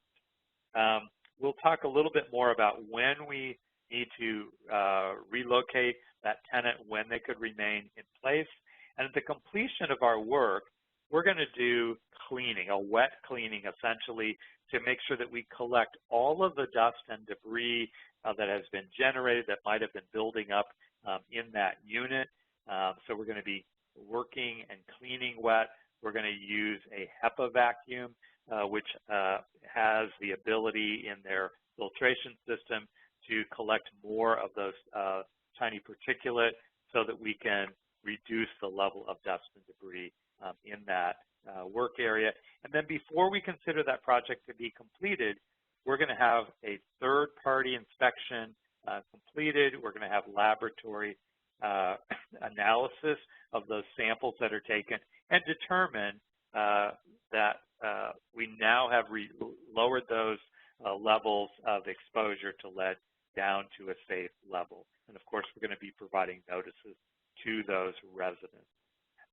So again, we mentioned that for that work to be done, for abatement to be done, that they would have to have specific training for abatement, and we are providing, again, a link for the RRP training providers where you could look up where that training was available in your area.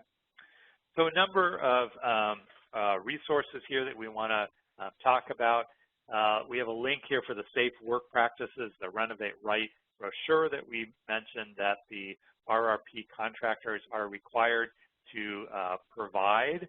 But that also, there's lots of really good, useful information in that brochure that if you've not read it, I also suggest that you pull that up and read through that. The key here is, as we mentioned, is controlling any kind of dust or contamination that's being created. So sealing off work areas, working wet, having the appropriate equipment such as HEPA vacuums to be able to control that. We're going to be pointing out later when we get into some of the other available resources. There's interpretive guidance. So it's a topic by topic guidance.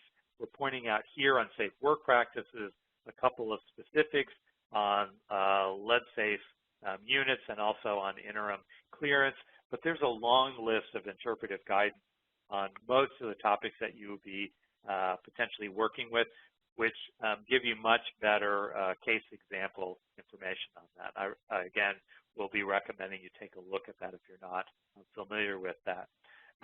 We also have a checklist. We mentioned it's going to be important to be able to document that safe work practices were followed.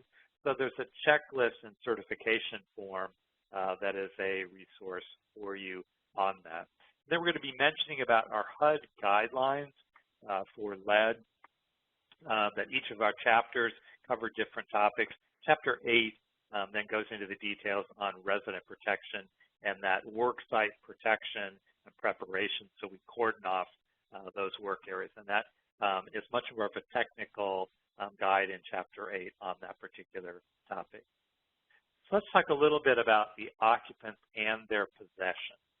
So we need to make sure that as that work is being completed, and it might be really limited, maybe our risk assessment and paint testing has determined that we've got 2 places in that unit that include lead, and so it might be that we can remove their belongings from that work area, seal that off, and be able to quickly go in, do interim controls for those 2 spots in the unit, have clearance, and be able to allow that tenant to be able to reoccupy that unit. So it might be able to be done within an 8-hour workday, and we simply would need to require that they be out of that work area during that time. In other cases, as part of our planning and looking at that scope of work, we're going to determine that they need to be moved somewhere else temporarily. So when we move them to a temporary unit, it needs to be lead safe. So we could have an empty unit in the property where we simply shift them to another unit. That could either be a unit that was built 1978 or more recently, so it would be lead free, or we may have units that already have been treated or inspected and found to be lead safe. And we need to have that documentation in place to show that when we shifted a unit, shifted occupants to a temporary unit, that we can document that the unit they were moved to meets this standard. A lot of times for short-term relocation, sometimes that might be, overnight or a day or just a couple of days. We might move folks to a hotel or motel in the area and then provide them meal vouchers. So we simply short-term need them to be out of that unit while we're doing that work, while we're attaining clearance before we allow them to reoccupy that space. And as part of this, as an eligible use of our funding and a requirement, we need to make sure that we're covering those costs for those occupants when we're requiring them to be somewhere else. So when we think about and kind of plan ahead of time, you need to be able to determine, when do I need to do relocation, when am I not needing to do that. So it's always going to be required when we have to have that tenant out of the unit, and they always will have to be out while work is being done until clearance can be achieved. So I mentioned sometimes we might have a very limited scope, be able to restrict them from some part of their unit for an 8-hour workday. That would not be, you couldn't have them with not having access to kitchens or baths for more than that time period. So really looking at that scope of work is going to be important on determining that. In cases where you don't have to relocate them, it might be that we have done our paint testing and determined that we have some unstable paint that needs to be cleaned up and repainted, but it turns out it doesn't include lead. Or we're doing some kind of maintenance work that's being done that's not going to disturb paint in that unit. If we can do the work during the daytime, get the work completed and clearance completed within that 8-hour work period, we could simply require them to be out of that unit during that time period. In some cases, we might only be treating the exterior, and so we can seal off any penetration to the exterior. Maybe we seal off all of the window openings for that unit. Keep in mind that they have to be able to get safely in and out of the unit. So you might have, a key entry point where you're having work done, and so in those cases, we might need to relocate folks because they can't get to the units for that reason. We do also have an exemption if you have elderly occupants who have signed and given consent that they are choosing not to be relocated. That is an option, and there is guidance in the interpretive guidance at this J24 that you could take a look at. Also, there's specifically guidance on relocation that may be useful for you. But as you'll hear me talking about with relocation, the key here is to be planning ahead before you're ready to start the work, knowing what's the scope of the work. Is this an occupied unit? Can I cordon this off and protect their possessions, or do I need to relocate folks? So as part of this, we have a form to track what's been done for this unit and essentially certify that that's being followed. And so we have this protection of occupants and their belongings form that we would want to have in the file to be able to document that here's the actions that we took, here's the protocol that we followed, and verifying that that had been completed.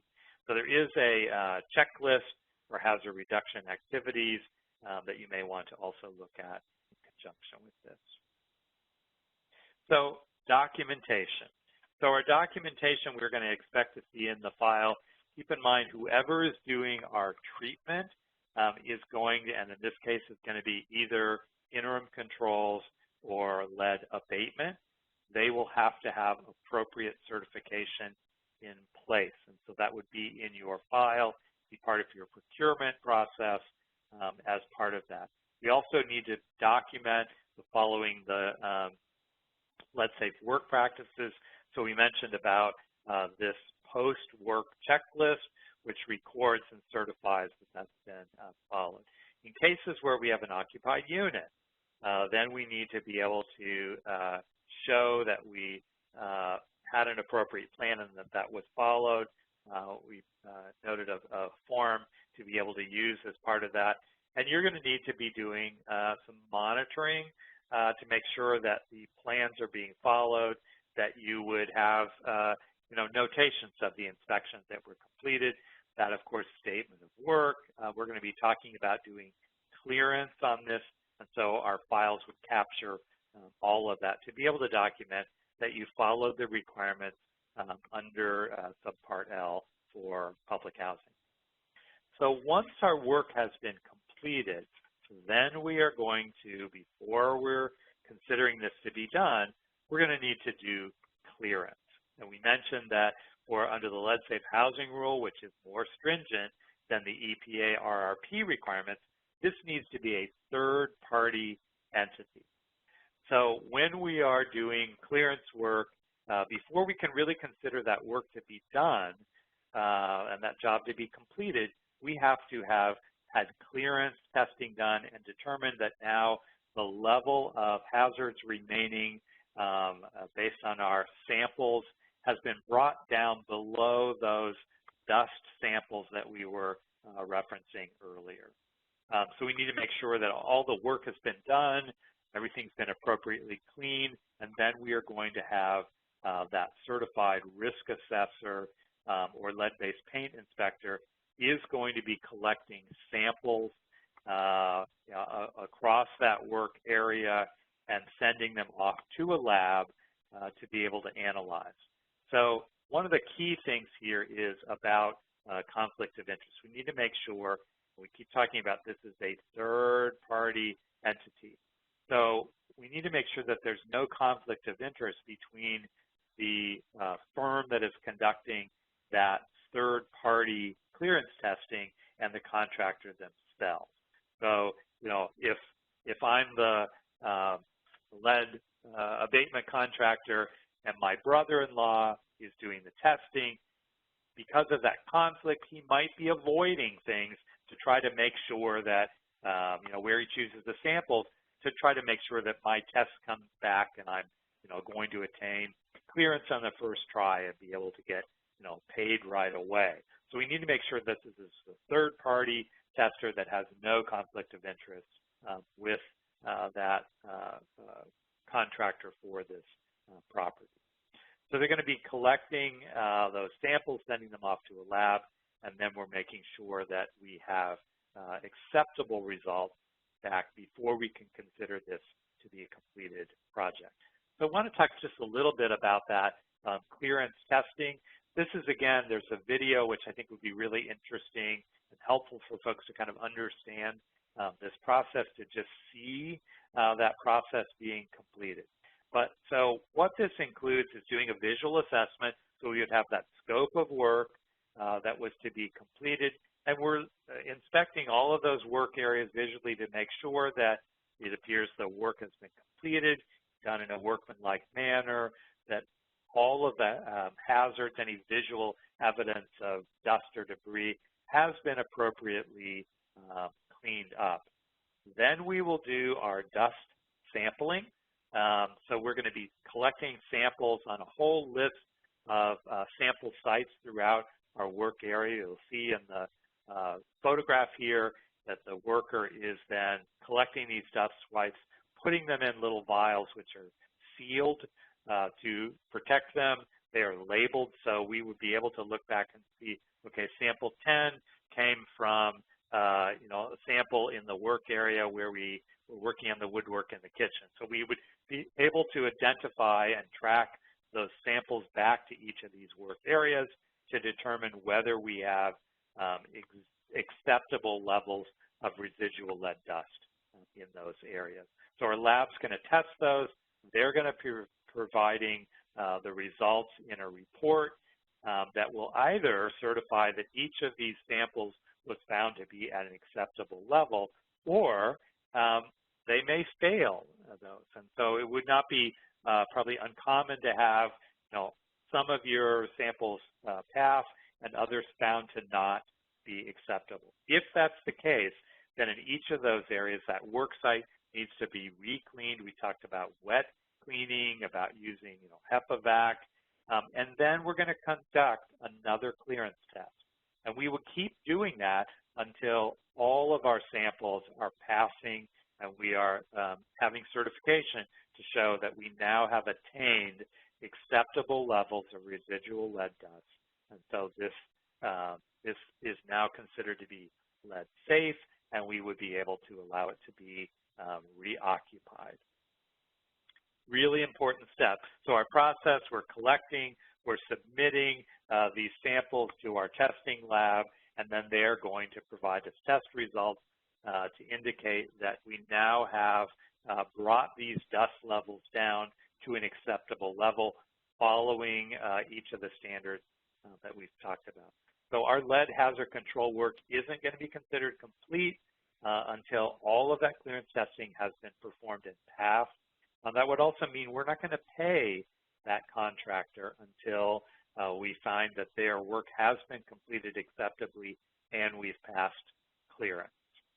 So documentation we need to have in place. So as always, we need to make sure that the folks that are doing that testing, the person who's on site taking the samples, the lab that is completing that testing would have appropriate certifications. We have that in our file. You would also have the clearance report demonstrating that for each of those samples, we now have brought those down to an acceptable level. And so in the case where you have multiple tests that are done and we're going back and doing additional cleaning, we would be able to demonstrate in that paper trail that you're following that process of making sure that any required additional cleaning and retesting was being done until you could document you brought those down to an acceptable level. All right. With that, I'm going to turn things over to Chris. Chris, do we have questions that we need to address here, or can we move into the next? I think we can move into the telling. Okay. I went over some of the questions that came in earlier when we were having connection issues. I missed that part. Yeah, that's okay. All right, so let's hop into talking about telling or notification. You did see a little bit of the notification when Les was talking about the notification after the evaluation, but now we're going to talk about the notification after the lead hazard reduction work was completed and clearance has been achieved. So this slide really summarizes the contents of the Notice of Lead Hazard Reduction activities. It does need to be provided within 15 days of completing the work, which means passing clearance. We have a list of items here that are required to be in that notice, and all of these have to be in here. A couple that I want to highlight are the type of treatment, where was the treatment done, providing a point of contact, a phone number where they can go for more information, location of any remaining lead-based paint or lead-based paint surfaces.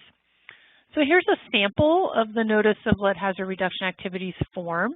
The sample does include all regulatory requirements, and this is provided to the resident within 15 days of completing the work or achieving that clearance. So PHAs can add more information to this. You can move things around. You just have to make sure all the required elements do remain in here. And we have provided a link if you want to go and get a sample and play with it a little bit to fit your program. We do have a sample available for you off of the HUD Exchange.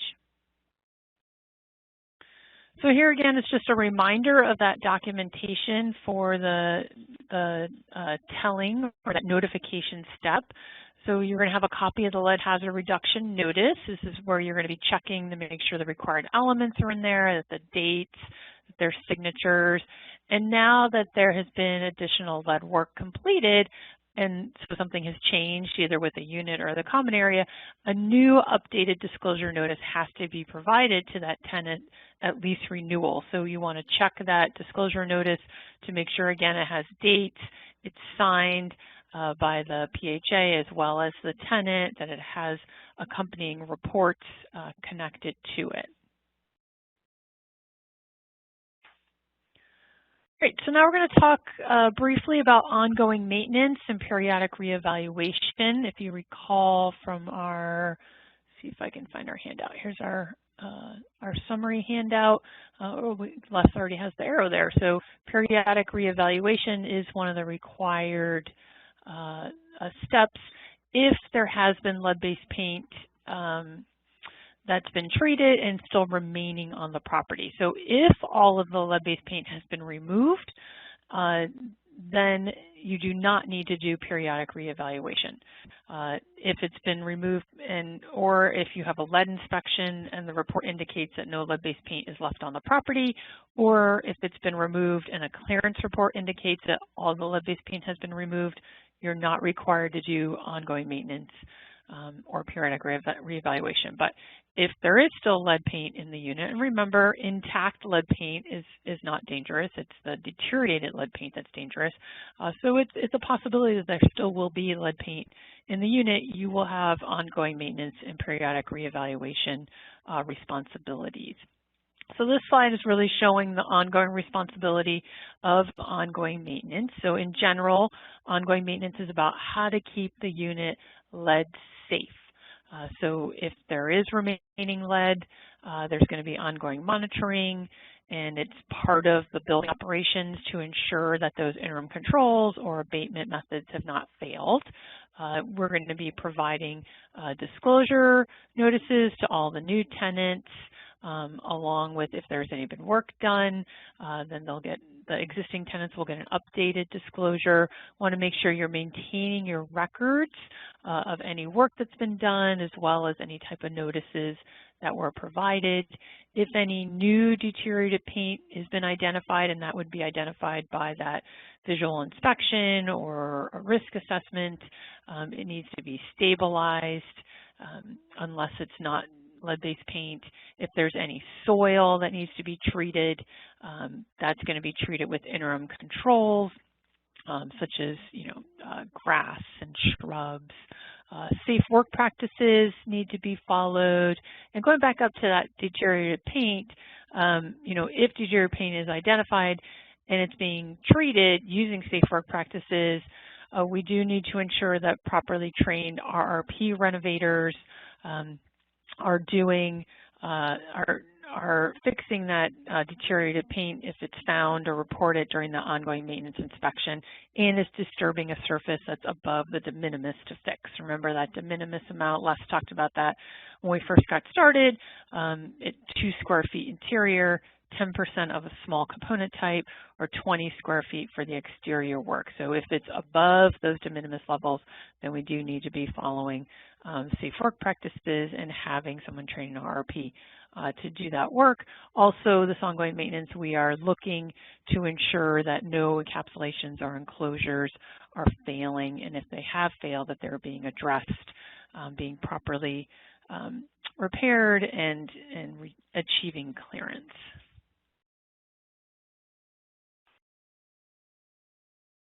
All right, so an annual assessment is either going to be a visual assessment or a risk assessment, depending on the year.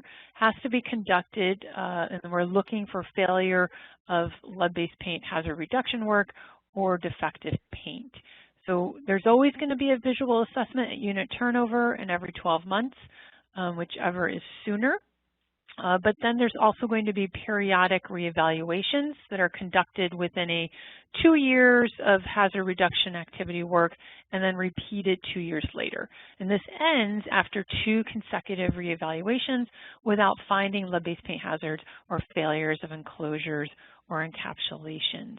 So we're automatically doing our visual assessment. We have that here. First year after, we're doing a visual assessment. The second year, and remember for our visual assessment, that's someone who's trained as a visual assessor. It's a free online training offered by HUD, very easy to obtain. Keep a copy of the certificate you get at the end of that online training. But the second year, you need to hire a risk assessor. So if you do not have a risk assessor on staff, you would need to hire a risk assessor to do that risk assessment. And then if no hazards are identified, then you can wait another 2 years before you do another risk assessment. So in year 3, we can go back to doing a visual assessment. That's done by our visual assessor. In year 4, we have to have a certified risk assessor do a full risk assessment. Now, if after this second risk assessment is completed, I no longer have to continue doing risk assessments. I only need to do visual assessments continuing on. All right, we also need to ensure that the housing authority is asking for written notice, asking residents to report any deteriorated paint and any failure of encapsulation or enclosures. And the documentation, reports of any new evaluation. So when we do a risk assessment, we're going to have a notice of evaluation, so that needs to be provided. Any reports of any new hazard reduction work that's done, copies of the clearance report, another copy of the notice of hazard reduction activities if more hazard reduction work was completed, copies of all the personnel who completed that work. So if we have a risk assessor, we want the certification of the risk assessor. If we have RRP workers, we want their certification, and then again a copy of an updated disclosure notice as well if that's needed. Great, so we're going to move away from ongoing maintenance and go into what I think is our last, well, no, we're going to talk about something else after this, but one of our last topics for today is on elevated blood lead level response. And elevated blood level you might see as EBLL on a number of our slides. So we're going to do a really quick high-level review of the Lead Safe Housing Rule Amendment from 2017, and that addresses elevated blood level responses for children in our HUD-assisted public housing units. If you do need more information about EBLL, we did do training right before the new year that's been recorded and posted on the HUD Exchange. We have some links in a couple slides where you'll be able to see that and access those as well. So elevated blood level response, once a child has been reported with EBLL, there are a number of steps that need to be followed.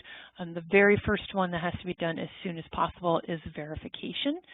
So verification might be a phone call to the doctor. It might be a phone call to the health department. It could be an email. So we want to have documentation of that outreach to get verification.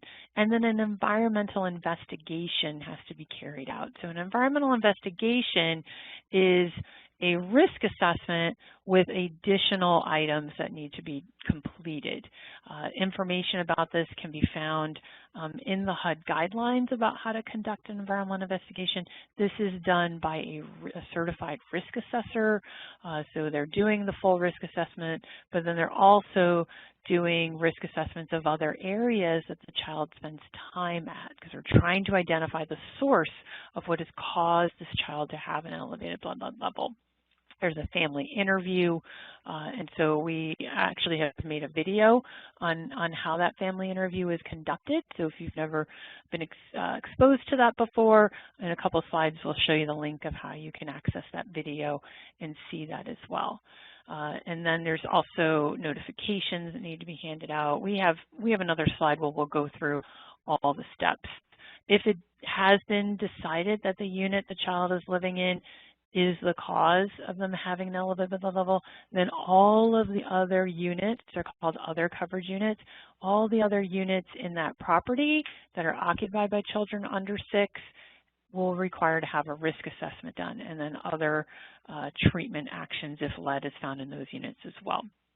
So we do have on our toolkit an entire module about responding to children with EBLL, so that's another good resource to go to if you're new and not sure about what the steps are. So a couple key terms, I mentioned a few of these already. We have our index unit. This is that housing unit where a child with the elevated blood level is residing. We have our other coverage units. Those are our other federally assisted units within the property where there's a child under the age of 6 living or expected to live. And then this designated party, we talked about that pretty early on today. The designated party is that agency that's responsible for ensuring all these requirements are met. And in this case, it's the Public Housing Authority. All right, so this slide is taking a 3-hour training and putting it into one slide. So we're gonna we'll go over some of these steps and a couple of things I wanna highlight to you. The responsible entity, the designated party, you'll see here is the PHA. They're the ones that are responsible for doing everything or making sure it happens. The timing, some of these are going to say business days and some of these are going to say calendar days. That's just how they're identified in the regulations. And then there's a couple little options down below here depending on the unit, number of other coverage units. So let's start at the top. So, you know, verification. Verification needs to be done if you are notified by the parent. So if you're not notified by a medical doctor or the health department, you need to verify that this child actually has an elevated blood level. So perhaps the mom calls you and is upset and they just came back from the doctor's office and their child was tested and has an elevated blood level. Since you are just hearing that from the parent, you need to get verification. And that verification, like I said, it can be a phone call, it can be an email. You want to try multiple times to try to access verification. You want to have documentation that you made these attempts if for some reason they don't get back to you. But most times they will get back to you. You can leave notes in the file about who you talked to, the date, and what the information was. And then you need to notify 3 different entities. So you need to notify HUD's Office of Lead Hazard Control and Healthy Homes. That's HUD headquarters, the HUD field office, and then the Public Health Department if you have not heard about that from the Public Health Department. So 3 entities need to be notified, and that needs to be done within 5 business days after you achieve verification. Then an environmental investigation needs to take place. That's done by a certified risk assessor. This has to be done within 15 calendar days after verification, and it can be done by the Public Health Department. So if your Public Health Department has the capacity to undertake the environmental investigation, they can do that.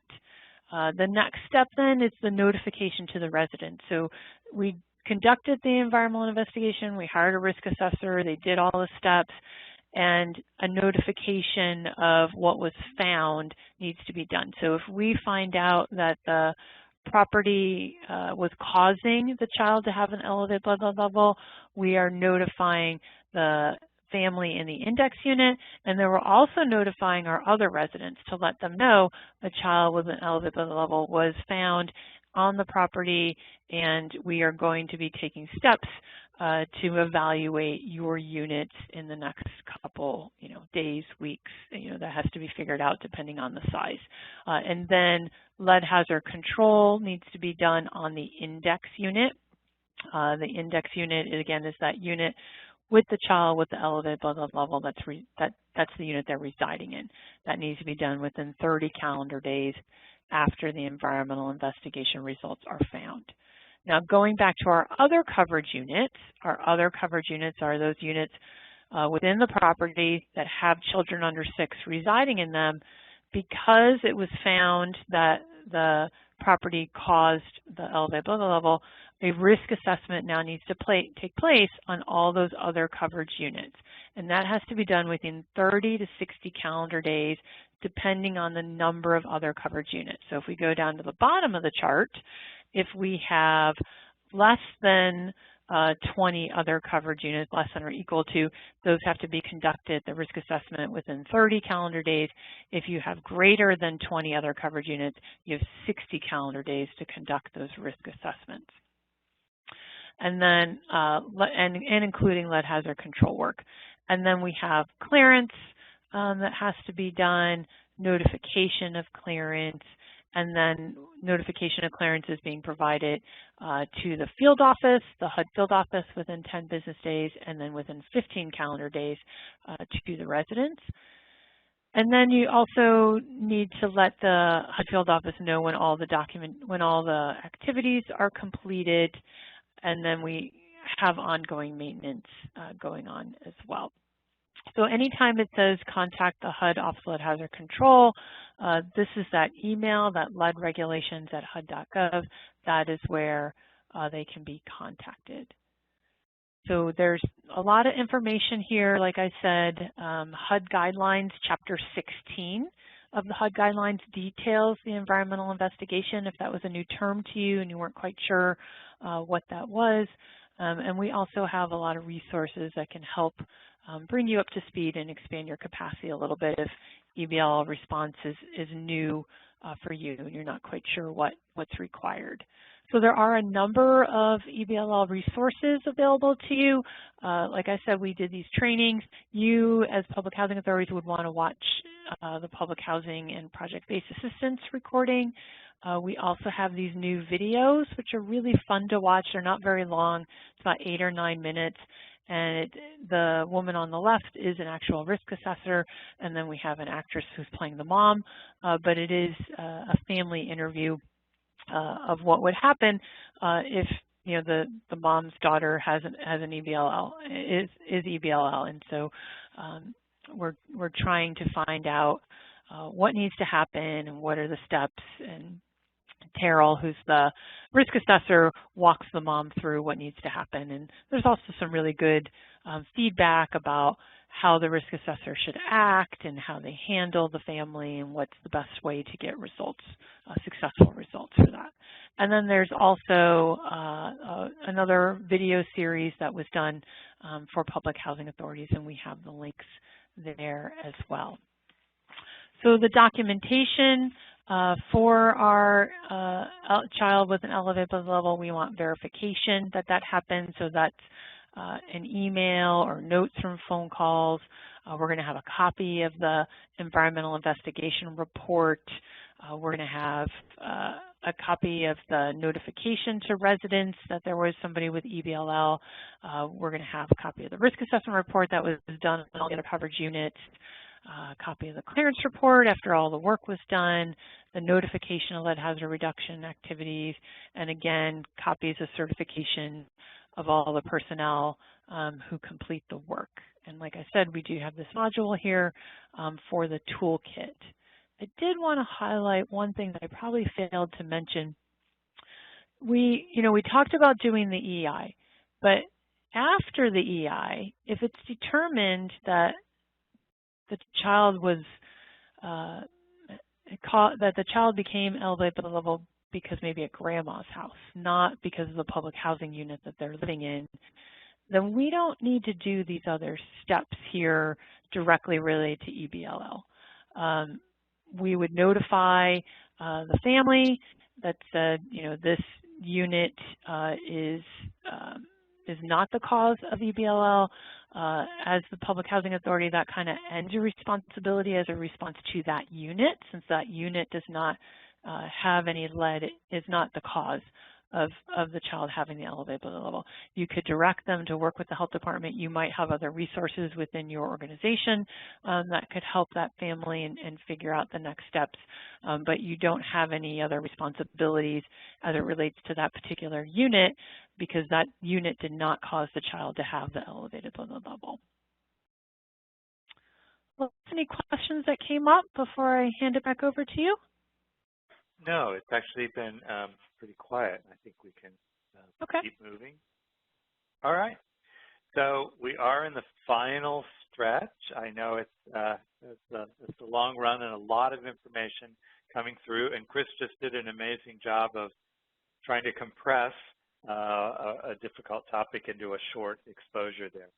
So we're going to wrap things up by kind of talking a little bit about the things you need to be thinking about and kind of planning for to be able to administer these requirements for a property that you're responsible for. And then we're also going to spend a little time going through those resources that we've been pointing out along the way and where to find them, because I think that'll be useful for folks. So what we kind of wanted to do here is kind of just go through a list of some of the things you probably are needing to be thinking about. So based on our summary sheet, let's see if I can pull up.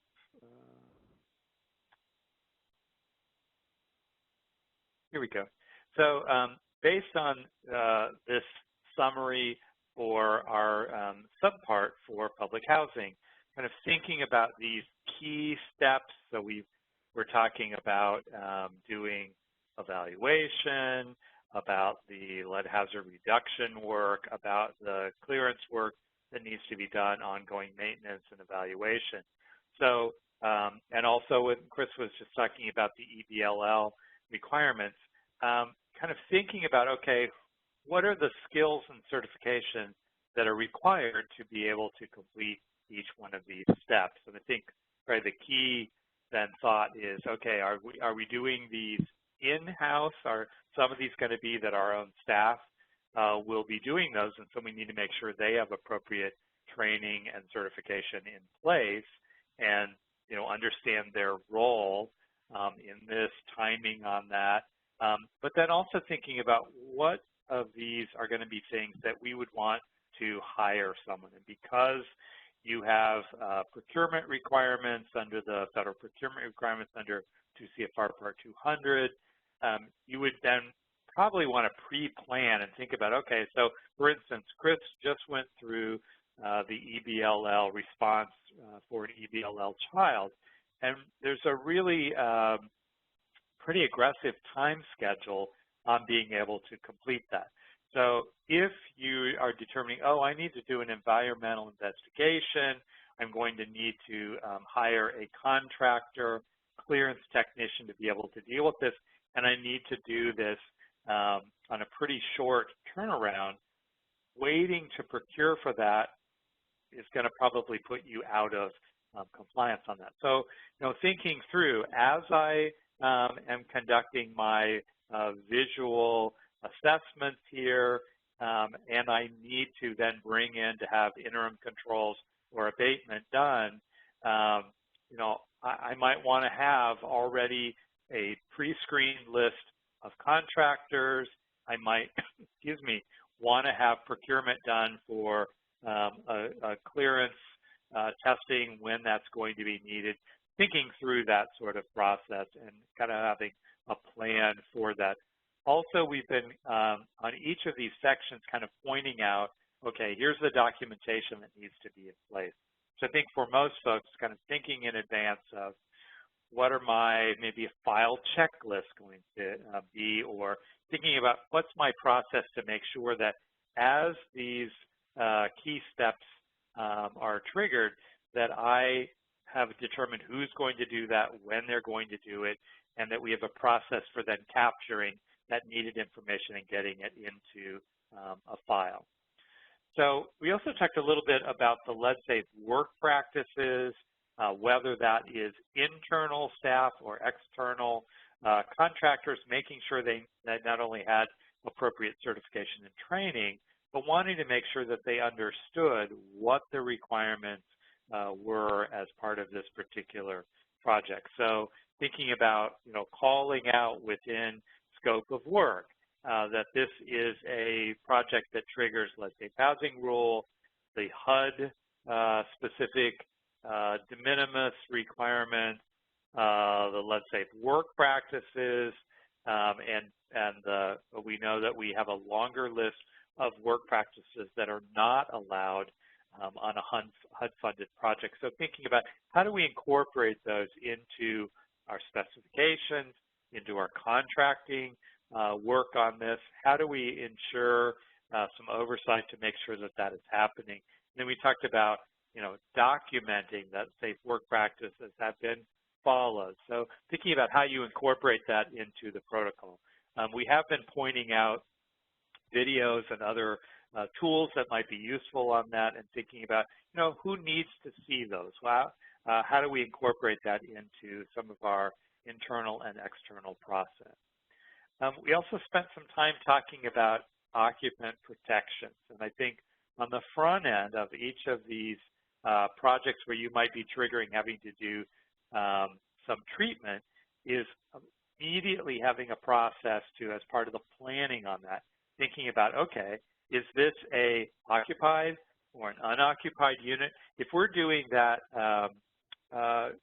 pre-move-in inspection and we determine that there are, based on our visual assessment, that we have treatment that needs to be done, you're going to be completing that, achieving clearance before you would allow that occupant to move in. But if we have an occupied unit, then we have to determine what's our scope of work. Can we clear and cordon off, seal off that work area and allow that person, that occupant or household to stay in that unit, or do we need to arrange for temporary housing? Then, is that temporary housing going to be on site? Do we have another lead-safe unit that's available? How long will that temporary relocation need to be for? If it's, a night or two, probably you're going to follow the, I'm going to get a motel room or a hotel for that occupant, and we're going to provide them meal vouchers. So we've moved them out of that unit, protected their possessions, and we have a paper trail to show that we planned and implemented that appropriately.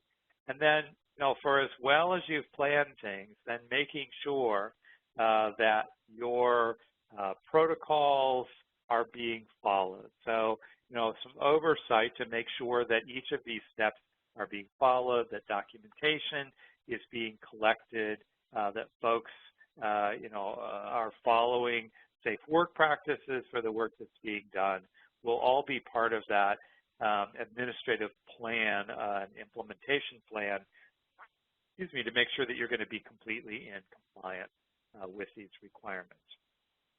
So as we think about staff or contractor capacity, I think that divide between internal or external provision of this, thinking about either getting training and certification for your own staff or going through the procurement or preparing for procurement for those services that you're going to procure.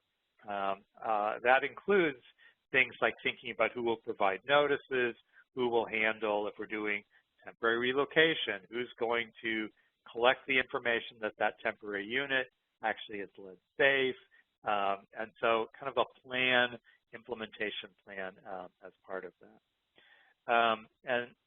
So I think really this slide is sort of less applicable in some ways. You as the housing agency are going to be the entity that's going to be responsible for that. Whether you have site managers that can handle some of that process will be just important to have a plan of action. Again, there's good resources that we're going to be pointing out in just a moment here. So documentation for each of these critical steps that we've been looking at, and we've got documentation lists for each of these sections as we went through the training.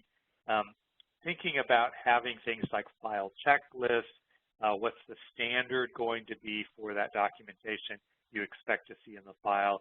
And I always found the weak link in that is, okay, who actually is responsible for collecting that and getting it into the file? So pre-planning for that process will be important. So in the resources we have we don't have something identified specifically for public housing, but I think the project-based assistance checklist for our multifamily ought to work for this, but being able to think about in advance what needs to be in that file will be an important step. Let's talk a little bit about the available resources, and we've been referencing these, but I kind of want to make sure everybody's clear on where to find them. So the HUD Exchange, which is a HUD-provided resource for a lot of topic areas, specifically has a landing page dedicated specifically to lead-based paint. And so this is kind of the go-to location for anything related to lead-safe housing rule, and pretty much all the resources, almost all the resources that we're going to be referencing here. So at the bottom of the page, we have the link for that specific. And then I want to highlight some of the things that you would find there. So Chris and I have both been referencing some of the forms and things that would be useful for you. And so there is a lead-safe housing rules toolkit on this page. And so these are set up by the different subparts. So depending on, if you were doing tenant-based rental assistance, project-based assistance, there are sections of the toolkit that would have tools that were specifically related to that. But we also have sections that are related to, hazard reduction work or dealing with a child with an elevated lead level. And so I would really encourage you to take a look at that, look at the resources that are available. And these include sample forms that you could adopt, you could modify for the use of your program, that I think would be important resources for you. Chris, you want to? I just wanted to update too that public housing Subpart L was added to the toolkit last November. It's just the screenshot on the slide was not updated, but you definitely have your own module there now on the toolkit. So please go and check it out. Perfect. And but the print's small enough on my screen, it could have been there and I wouldn't know it. So And then we've referenced as we went along this series of newly introduced videos, which I think for a lot of folks to understand and comprehend, having a visual reference can be really helpful. And this might not only be a resource for you and your own staff, but then also, you know, for if you were trying to do some resident education, these are really good resources that are available, and you can find them here. We also reference the HUD guidelines, and so chapter by chapter, very detailed, more technical information to lead you through each of the topics related to compliance with the Lead Safe Housing Rule, you know, evaluation work, control work on this. And so I would really recommend at least familiarize yourself with this document and know where to go to get more detailed information for that. I also mentioned, and a lot of you may already be aware, but for the HUD Exchange, you can sign up on a list to receive updates and lay out the topics that you are interested in. So you can either sign up for the first time or update your preferences to include, as we show here, lead-safe housing and healthy homes. And so that would mean that any new resources that come out, new guidance, availability of training, that you would be on that list to be notified about that. And it's a good way to be able to stay current on that. So here's a more sort of laundry list of the resource list, some of the things we've already covered, the lead regulations themselves. Here's where we would find all of the training that are available, and including, you know, Chris mentioned for the dealing with children with an elevated lead level. It's really recommended that you access that much longer training, which will walk you through the details. There's a link for the EPA website, and we reference a number of examples of using the EPA website to be able to identify training that was available or certified contractors in your area. The interpretive guidance we talked about in a couple of places are topic by topic, and so I would recommend taking a look at that, being familiar with that. And then we mentioned the lead-based paint landing page, the toolkit, the videos on this. And then I'll just point out there is a PIH notice issued in 2017 that I would recommend that you take a look at also. So Chris highlighted this earlier, and I think this is important. So, you know, we will have a little bit of time here for questions today, and we do have an office hour session tomorrow. But after that, in needing answers to questions, or you've got a case-specific thing that you need some guidance on, a resource here is to use this email address to be able to then request, put in a request for additional guidance would be a helpful resource. I would suggest that you hold on to that. All right. So that brings us through our slides for today. I do, before we kind of turn to see if there are questions that we should discuss, I do want to remind folks that we do have an office hour session tomorrow. It's a 1-hour session, and there's an exercise that kind of tests your knowledge of implementing what we've been talking about, Subpart L requirements.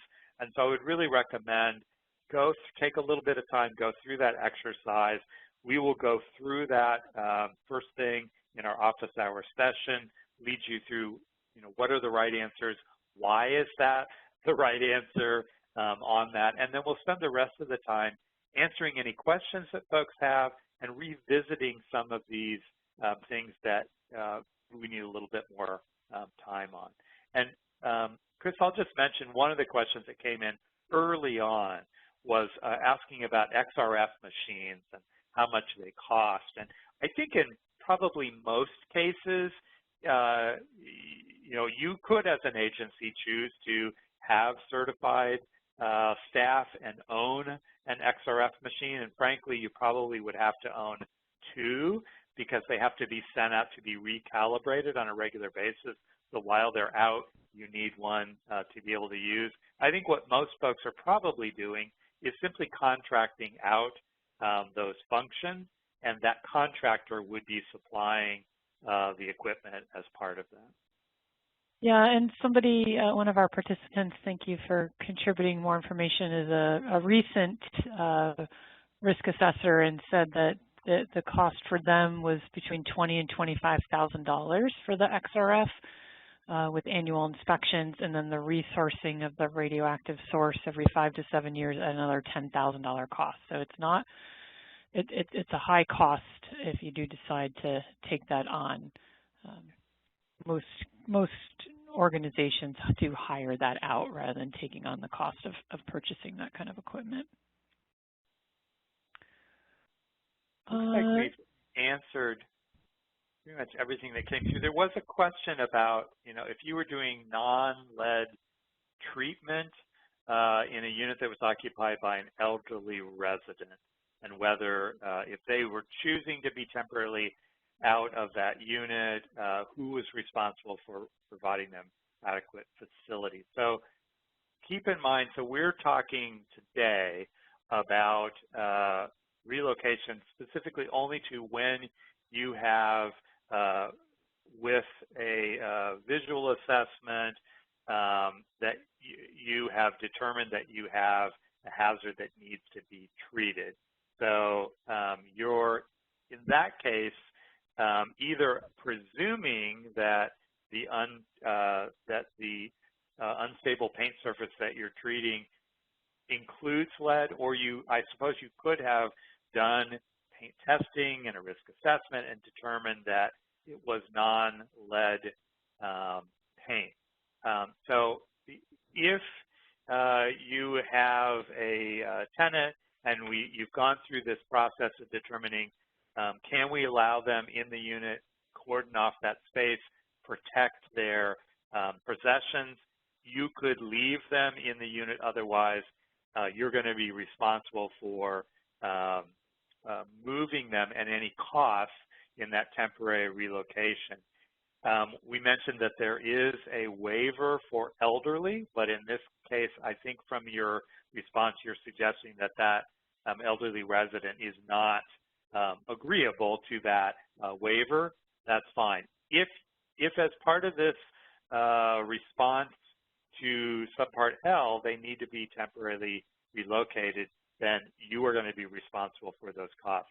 If this is something else that, maybe a standard maintenance item that's happening and you're not disturbing lead-based paint, then we're not really following the requirements under the Lead Safe Housing Rule and Uniform Relocation Act. So it sounds like that's a policy decision that you would need to make if you had a tenant that was requesting to be relocated. Great. Can you go to slide 92, and then I'll ask you to move it again. Somebody had asked, I don't know if my markers are going to show up, but here where it's in the middle of the slide where it says risk assessment and lead hazard control on other coverage units. Somebody was asking, do I need to do the risk assessment on all of the units? Remember this term other coverage unit. So can you go to slide 91, the slide before it? So other coverage units are units that have a child under 6 living or expected to live in that unit. So if in your property you have 20 units and only 10 of them have children under the age of 6 living or expected to reside in them, you only have to do the risk assessment of those 10 units. You don't have to do it of the other 19 units. We're only doing the units that have children under the age of 6 that are residing in them. That's what we consider our other coverage units. And I would just remind as sort of a add-on to this. So, Chris diligently went through this process, but just keep in mind, as you look at the timing on this, you do have pretty fast turnaround on being able to do this. So for instance, this 30-day to be able to complete lead hazard control work, then looking at other covered units. And so that's why I'm referencing not only sort of a plan, but perhaps thinking about having done procurement so you had someone on contract available as needed to be able to address this so that you could meet these time requirements. Great. And then can you just go to slide 40? I think that's the slide that has disclosure and some things highlighted here. Because somebody asked, well, are you allowed to incorporate the disclosure into the lease agreement in lieu of the disclosure form? And we're going to say no. There's too many places on the disclosure form where there has to be initials, and there's information that's provided that might be different than other units, so it has to be really customized. And I just think for better compliance, it should be its own document, because HUD, when they come to monitor, they're going to look for the disclosure notice, and they do not want to be searching through other documents to try to find the proper information. So try to keep it simple, keep your documents separate, make sure they have all the proper elements in there and they're getting the proper signatures. But that's probably the best way to meet compliance, is to make sure you're actually using the proper forms. And I would definitely keep those separate and not incorporate them together. Yeah. I think I've seen them attached to each other in some files, but they were separate documents. Yeah. So I think that kind of covers all. Yeah, go ahead. Yeah, I don't see any other questions coming through. So I think we could go ahead and end for today and ask that folks, in preparation for tomorrow, take a look at the exercise, and any questions that come up before tomorrow, jot them down, bring them to tomorrow's session, and we will address them then. With that, I think we'll thank everybody. I know it's been a long session, and we look forward to having you join us tomorrow. Thanks, everybody. Thanks. Bye.